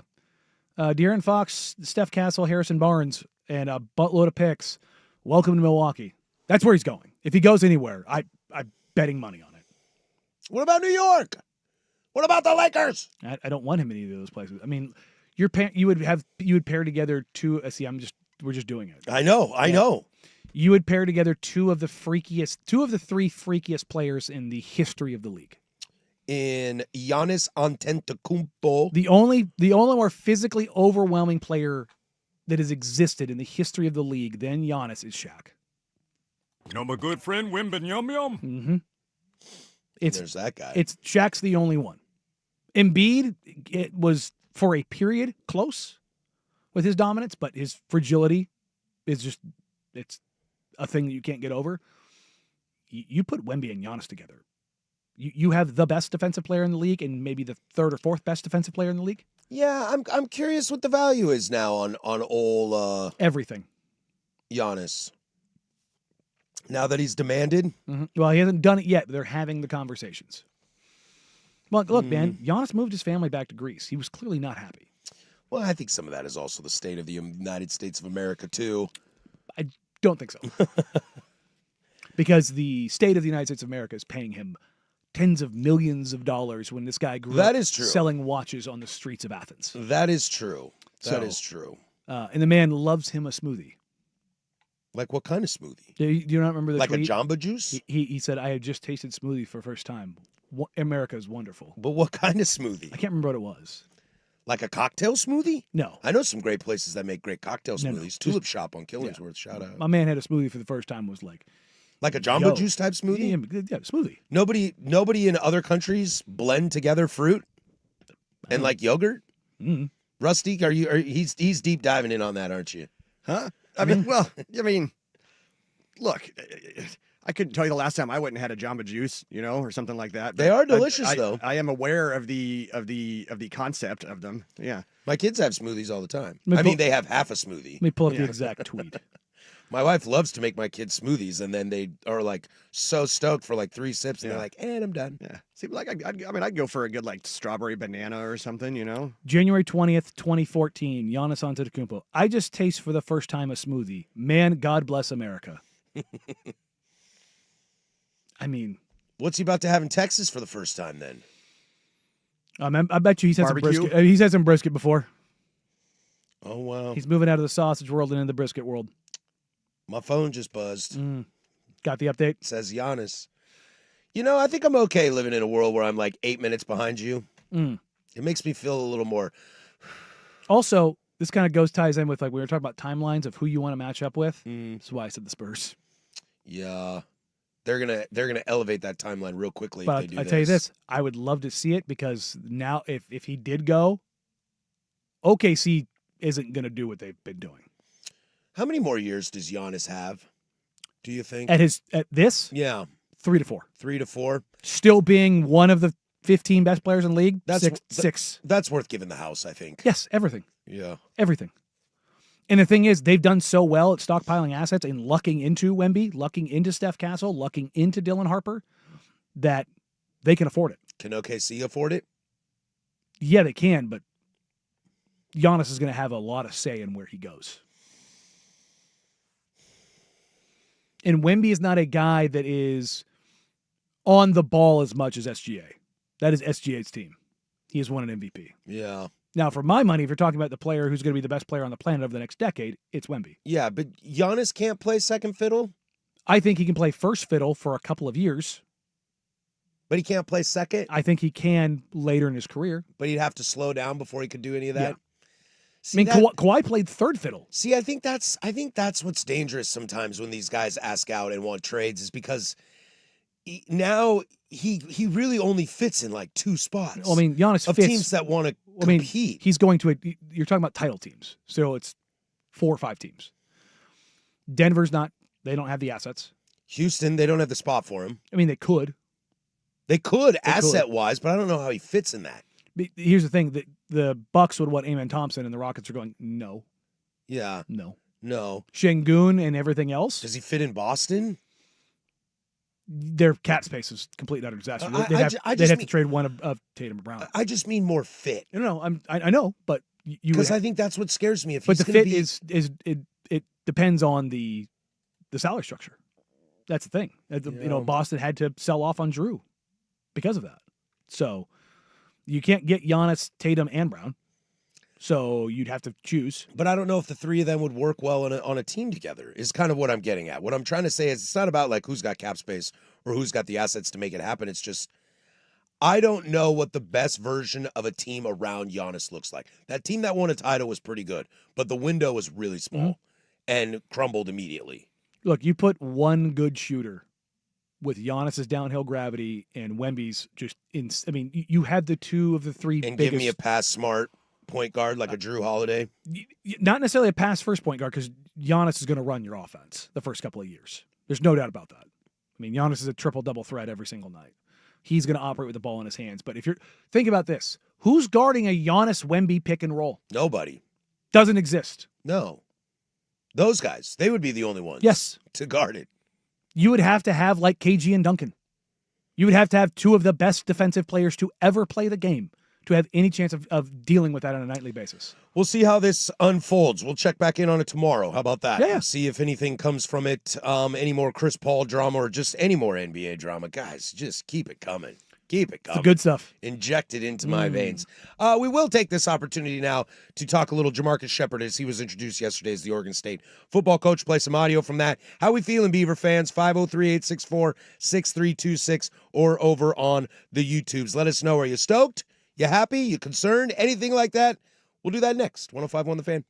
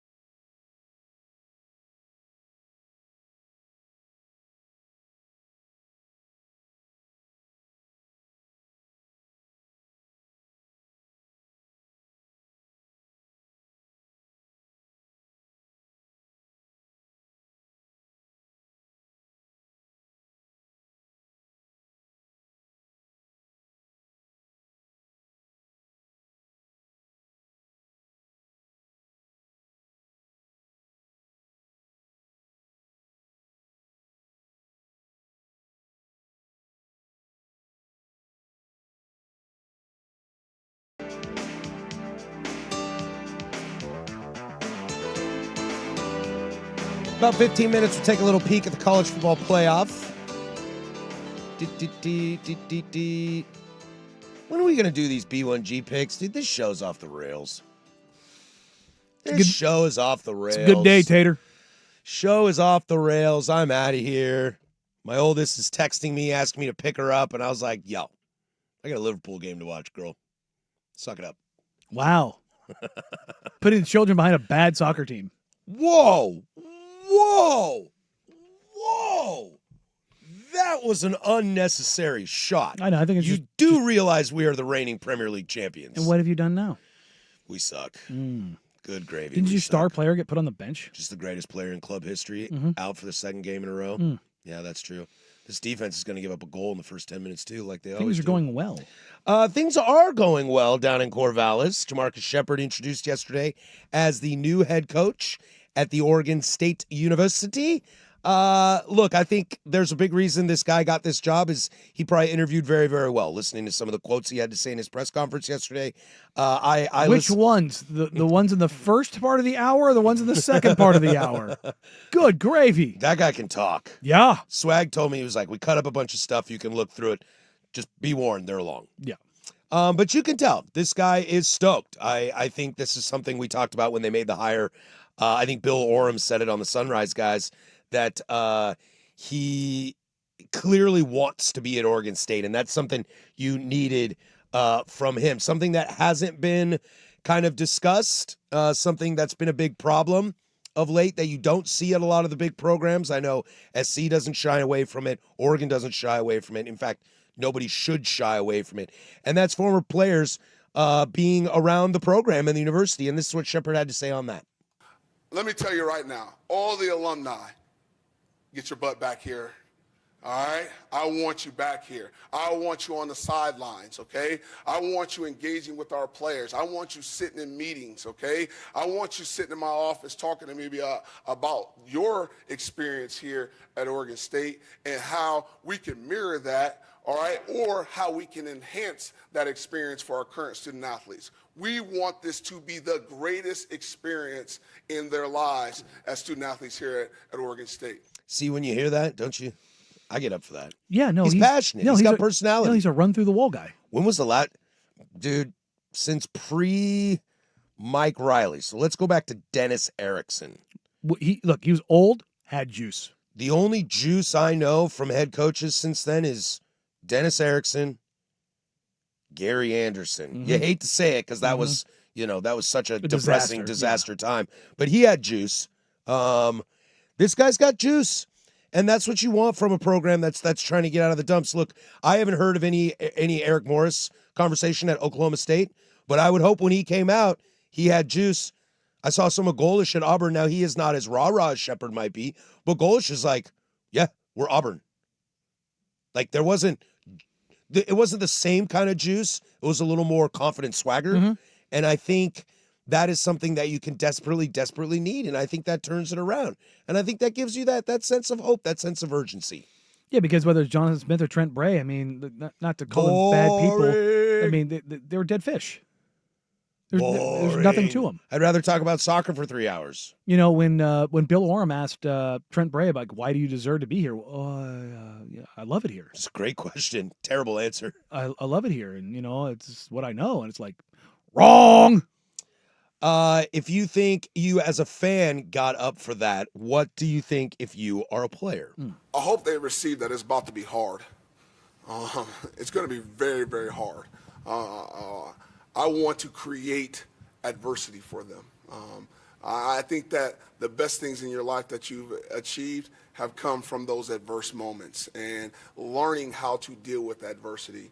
I tell you what, in this day and age of NIL, some players, this will be the most money that they will have ever made in their life. I think about this all the time. It'll be the most they maybe ever make in their life. And what are they going to do when that first job comes up and they're offering them $35,000 a year for that job? How are they going to respond? Or the first time they find out something about their child that they're not excited about, or the first time, their wife, wants to get a divorce, or how are they going to respond to adversity? And here at Oregon State, we're going to teach that. We're going to make sure they know and understand how to deal with adversity in a real way. And then, oh, dude, teach you how to be a man. Yeah. Teach you how to be a man. Dude, that's like the Dabo Swinney line of thought. Look, That's the stuff he always preaches. I know that's not everybody's cup of tea. I love it.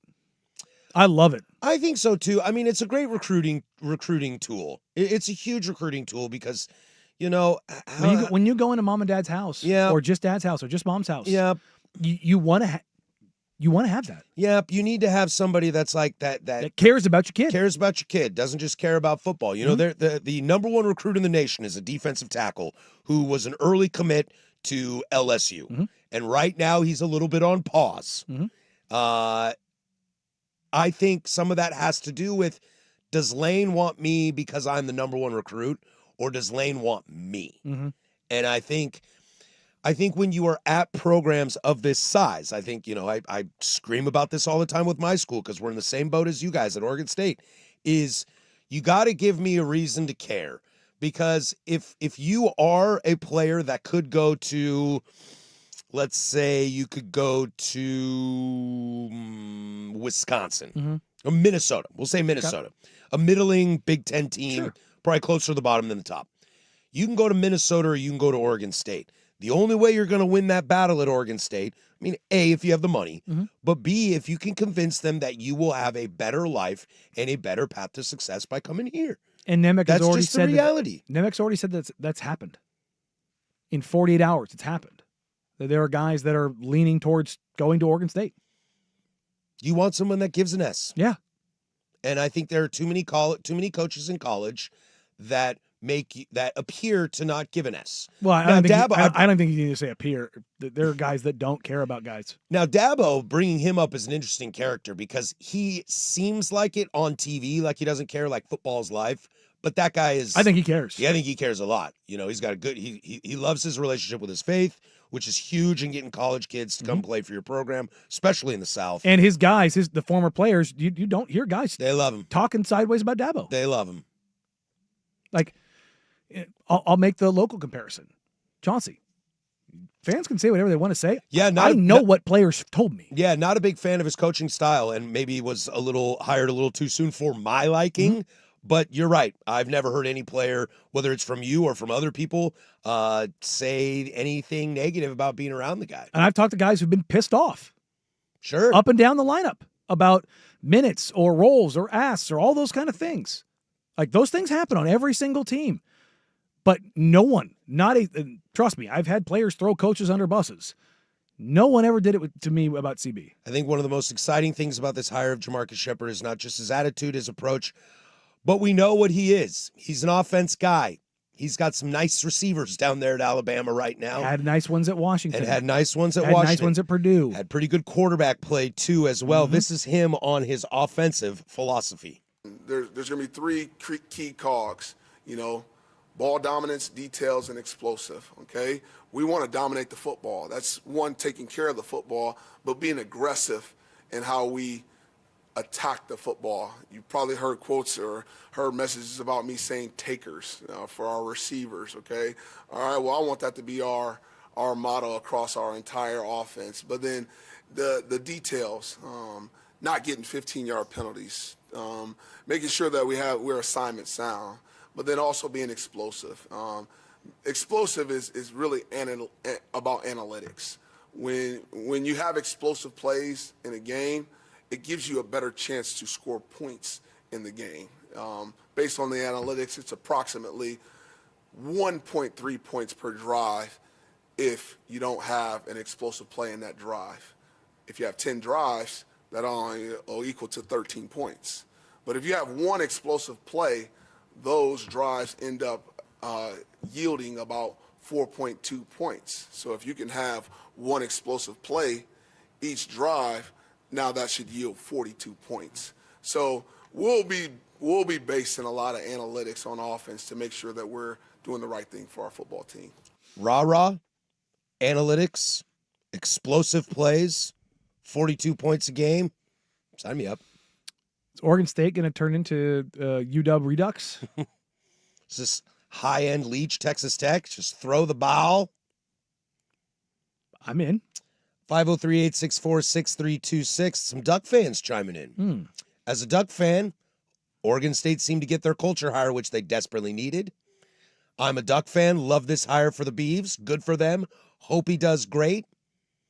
As an Oregon fan, I'm excited to see Oregon State get what looks like and sounds like a good coach. Hopefully when they play again in 2027, it'll be a fun rivalry game. It's been a while. Mm-hmm.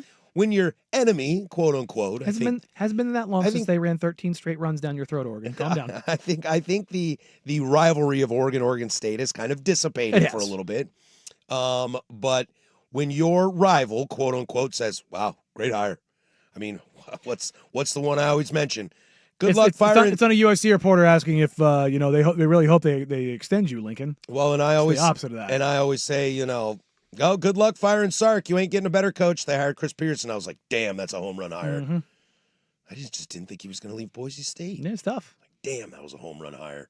When you can look across the aisle and go, damn, good move. Job. Look, I mean, it's going to be fun, if anything. It's going to give us stuff to talk about. I said this to you as we were doing show prep.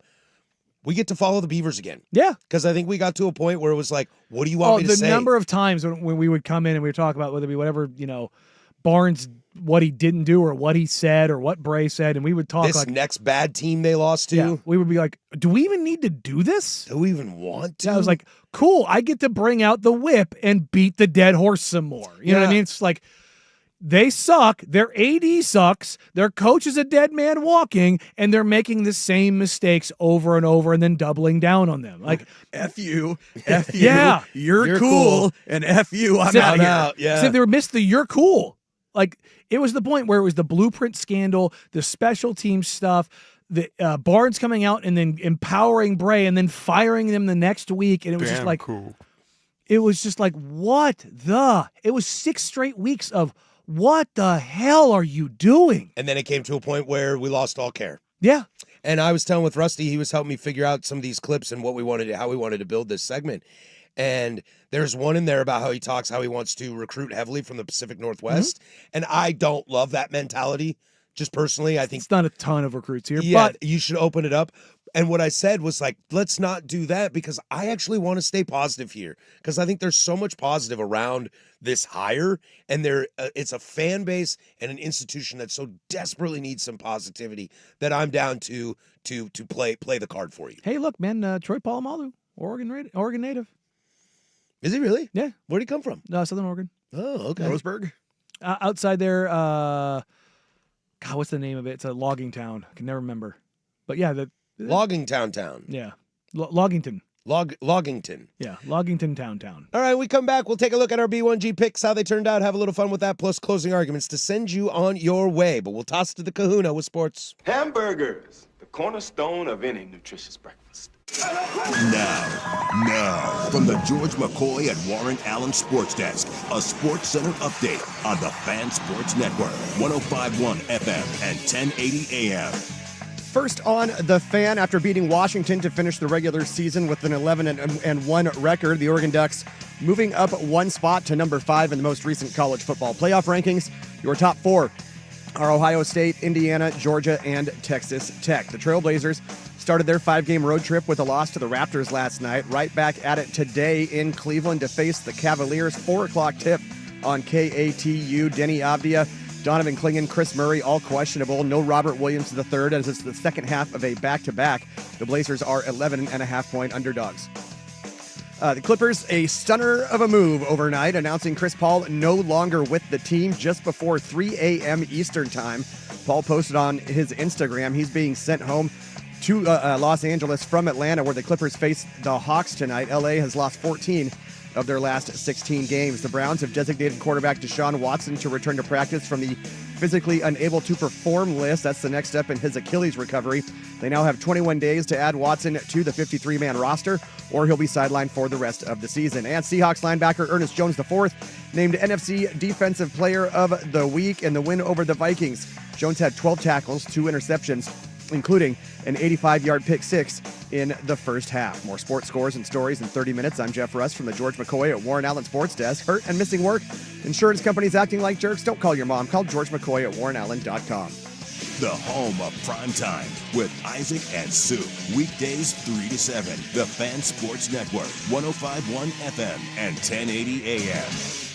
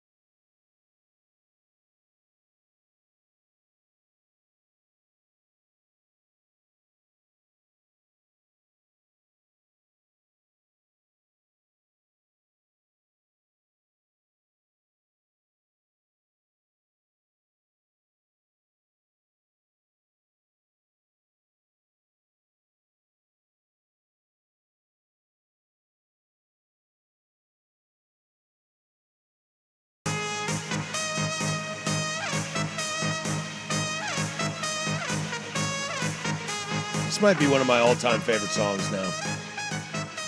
You want to talk about It's a banger. You want to talk about getting me going? This song gets me going. This is the song you walk into the bedroom with? No, I feel like this is the song I would walk out of the bedroom Hey! Once you decide, it's not about the pump up. I think it's more of a victory than an entrance. Like, that's not, Like if I'm walking out at WrestleMania for the heavyweight belt, I don't want to walk out to that.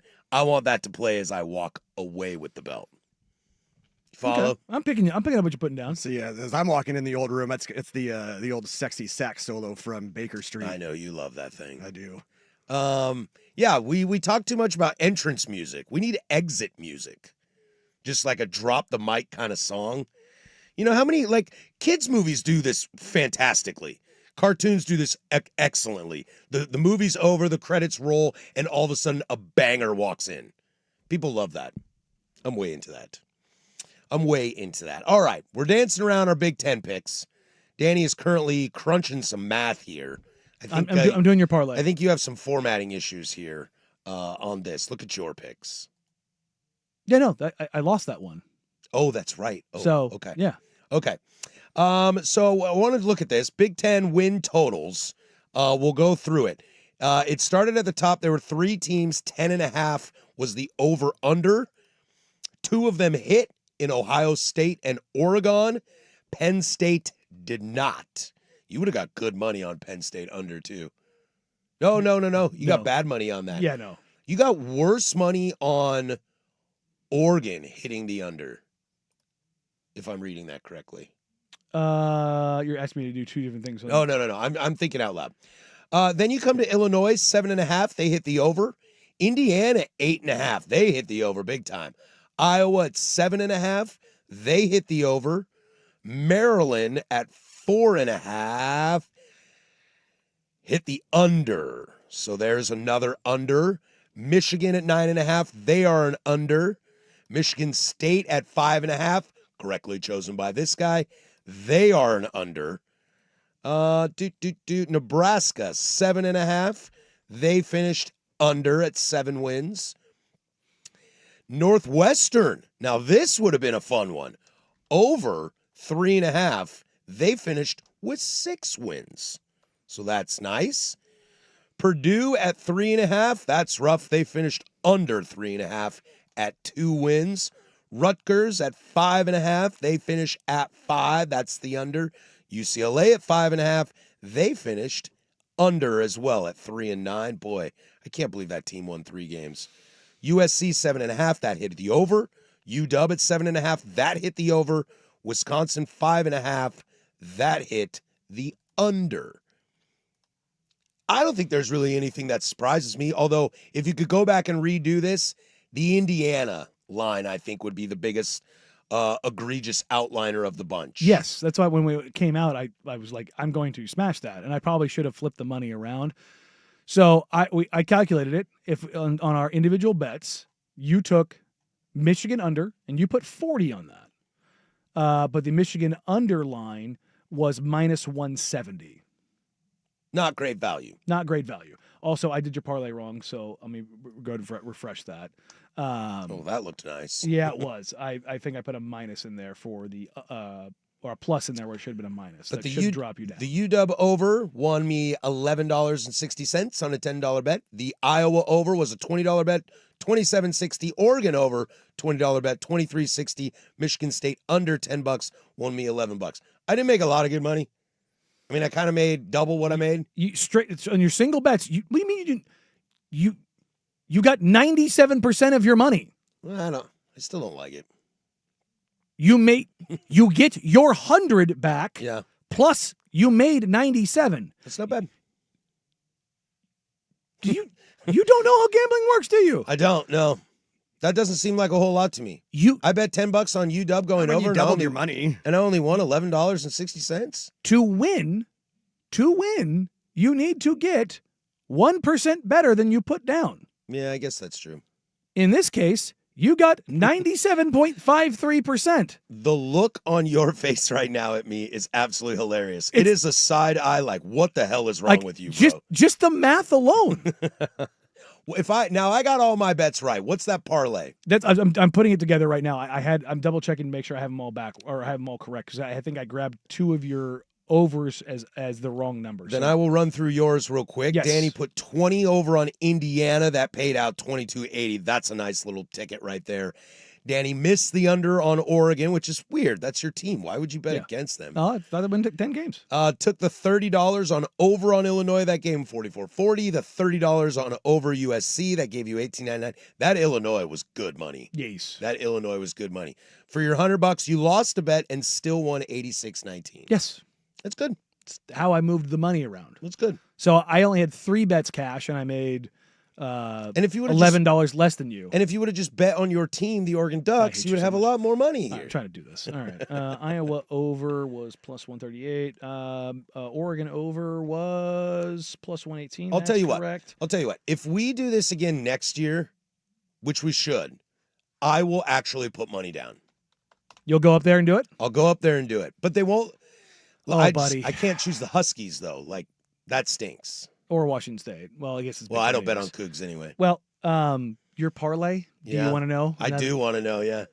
You would have had plus 27 odds, which would have paid you out on $100, $2,726. Oh, baby. $100 would have turned into $2,700. That's why you gamble, folks. Bring it all to me. Bring it all to me. Isn't gambling fun? As I lead the day.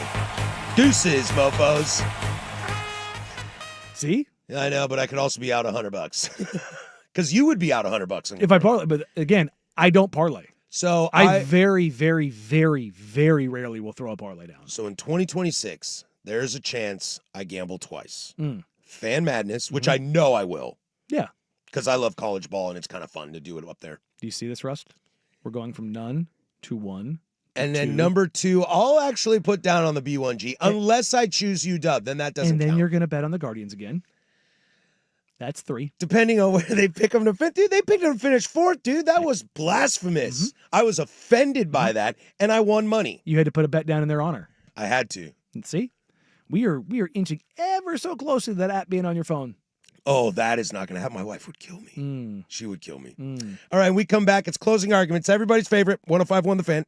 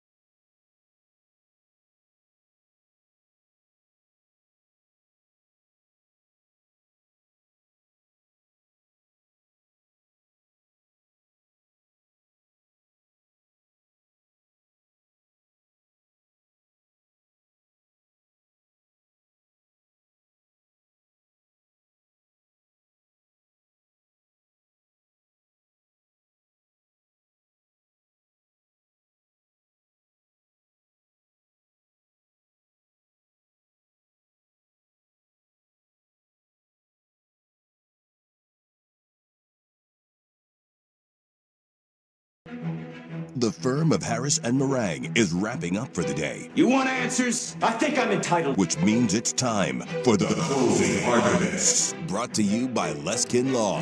One-day divorce mediation. Peace treaties, not war plans. Visit LeskinLaw.com for more information. You want answers? I want the truth. On the Fan Sports Network. You can't handle the truth. 105.1 and 1080, The Fan. All right, closing arguments. That's going to do it for us today.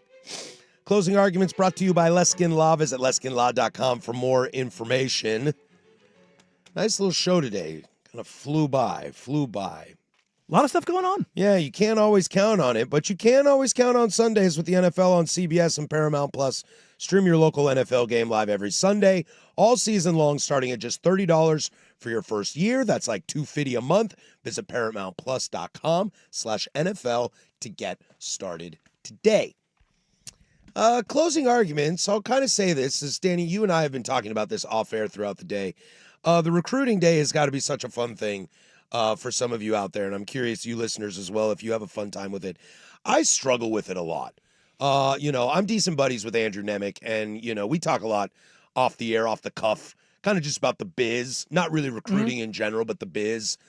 And I struggle with it, not from the DM in high schoolers. No, I'm not being stupid because it's a real profession. But it's kind of like the NFL draft sometimes that you just don't know, and it can look really cool. And maybe that's because I'm not an Oregon or an SC or a Georgia, Bama, Ohio State, Notre Dame kind of guy. But I don't know how to get up on it. I was told there's a pretty good quarterback from the state of Oregon going to Washington State. Big guy, got some stuff he's going to work on, but we should really like him. And that's cool, but I don't know how to get into it. For me, I do this with basketball pretty heavily because I work with, scouts and you're an evaluators. NBA draft nerd. Yeah, no, I dive deep into this stuff. I call coaches and coordinators and analysts and trainers and agents and all that kind of stuff because I want to try. The thing about this is, but Tumani Kamara fell at a 52nd pick. It's not an exact science. There's luck that goes into this. You know what I mean? There are draft classes where guys that are number one overall picks don't work out. Anthony Bennett, Markelle Fultz, different reasons, but that's what it is. The NFL draft, Trevor Lawrence, fine. Maybe not. But Bryce Young. I did see that the Panthers are thinking about picking up the fifth-year option. Go ahead. Go right ahead. You would know. Would know. It's the inexact science. They're the Thunder getting SGA. They're such a brilliant organization. SGA's not available if the Clippers know he's going to be that. The Thunder didn't know he was going to be that. It's just the best prospect they had. Yeah, and they knew they needed to move Paul George, so it was I'll take your first-round pick and give me some future picks. I don't think they were really dude, I think we're going to fleece them for SGA. This is the same organization that sent James Harden packing, who was an MVP for Kevin Martin. And let Kevin Durant walk. Yeah, true. So there's a lot of luck that goes into this, but you can do with the necessary things required based on profile and data to say, hey, this kid at this point in time does X, Y, and Z and projects to do A, B, and C. Yeah, and I think another thing that makes it really difficult too is just the transfer portal. Is not to beat a dead horse in what we already know, but you were telling me SC got 3 big time safeties, and I'm like, well, one of those guys is going to transfer. That's the first. No. That was at Mater Dei. That's a high school that has 3 top 130 in the nation safeties. Oh, I thought you were saying that SC was getting 3 safeties, but the fact remains is you can't stockpile anymore. Exactly, one of those guys is going to transfer somewhere. The number one wide receiver in the class right now, Chris Henry Jr., the son of Chris Henry, former Bengals wide receiver who unfortunately died. He's from Mater Dei, one of the best high schools in the nation.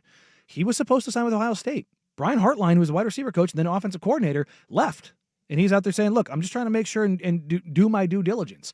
Well, USC just flipped one of Ohio State's other wide receivers today. That's what nailed down the class that had USC is the first non-SEC school to have the number 1 class in the country since 2008. That's how long the SEC has reigned supreme at the top of that board. Well, not pound for pound, Danny. Yeah. And I don't know. I think a lot of it is just jockeying for kind of just the visibility of who is number 1. How many classes can we go? This is what I would love to see when talking about recruiting. I would love to see the 2021 number 1 recruiting class. And I would like to know who those players are, where they are right now. I can tell you in basketball, the top 50 usually nails. Yeah. Now, certain guys will rise and fall. Like there are guys that you're seeing the number 1 or number 2 in their class, and they're like, okay, they weren't that guy because they advanced sooner. But 3 years ago, there's a Caleb Downs in that, all right? 4 years ago, maybe if he redshirts. I don't know if Caleb Downs redshirted or not. But I want to look at like that class. Because I know Downs is going to the NFL. But how many of those dudes were also going? Well, I'm gonna pull it up. Or as if they we walk finished of out, here, or just- if they just to finished up see. while they were at their same school. It's a fascinating thought. Closing arguments brought to you by Leskin Law. Visit leskinlaw.com for more information. Leskin Law's one-day divorce mediation, peace treaties, not war plans. Here, real quick, as we get out of here, some of the top names in the 2021 recruiting class: Quinn Ewers, Tuimalau, Corey Foreman, Jack Sawyer, Caleb Williams, Emeka Ibuka, Travion Henderson, Kool-Aid McKinstry. There's some dudes on there. Those are NFL dudes as you go through it. Chop Robinson, Drake May, Terrion Arnold. It works. We'll see you all tomorrow. For Danny Morang, that's Jeff Rust. I'm Patrick Harris. Go do something I would do. Bye.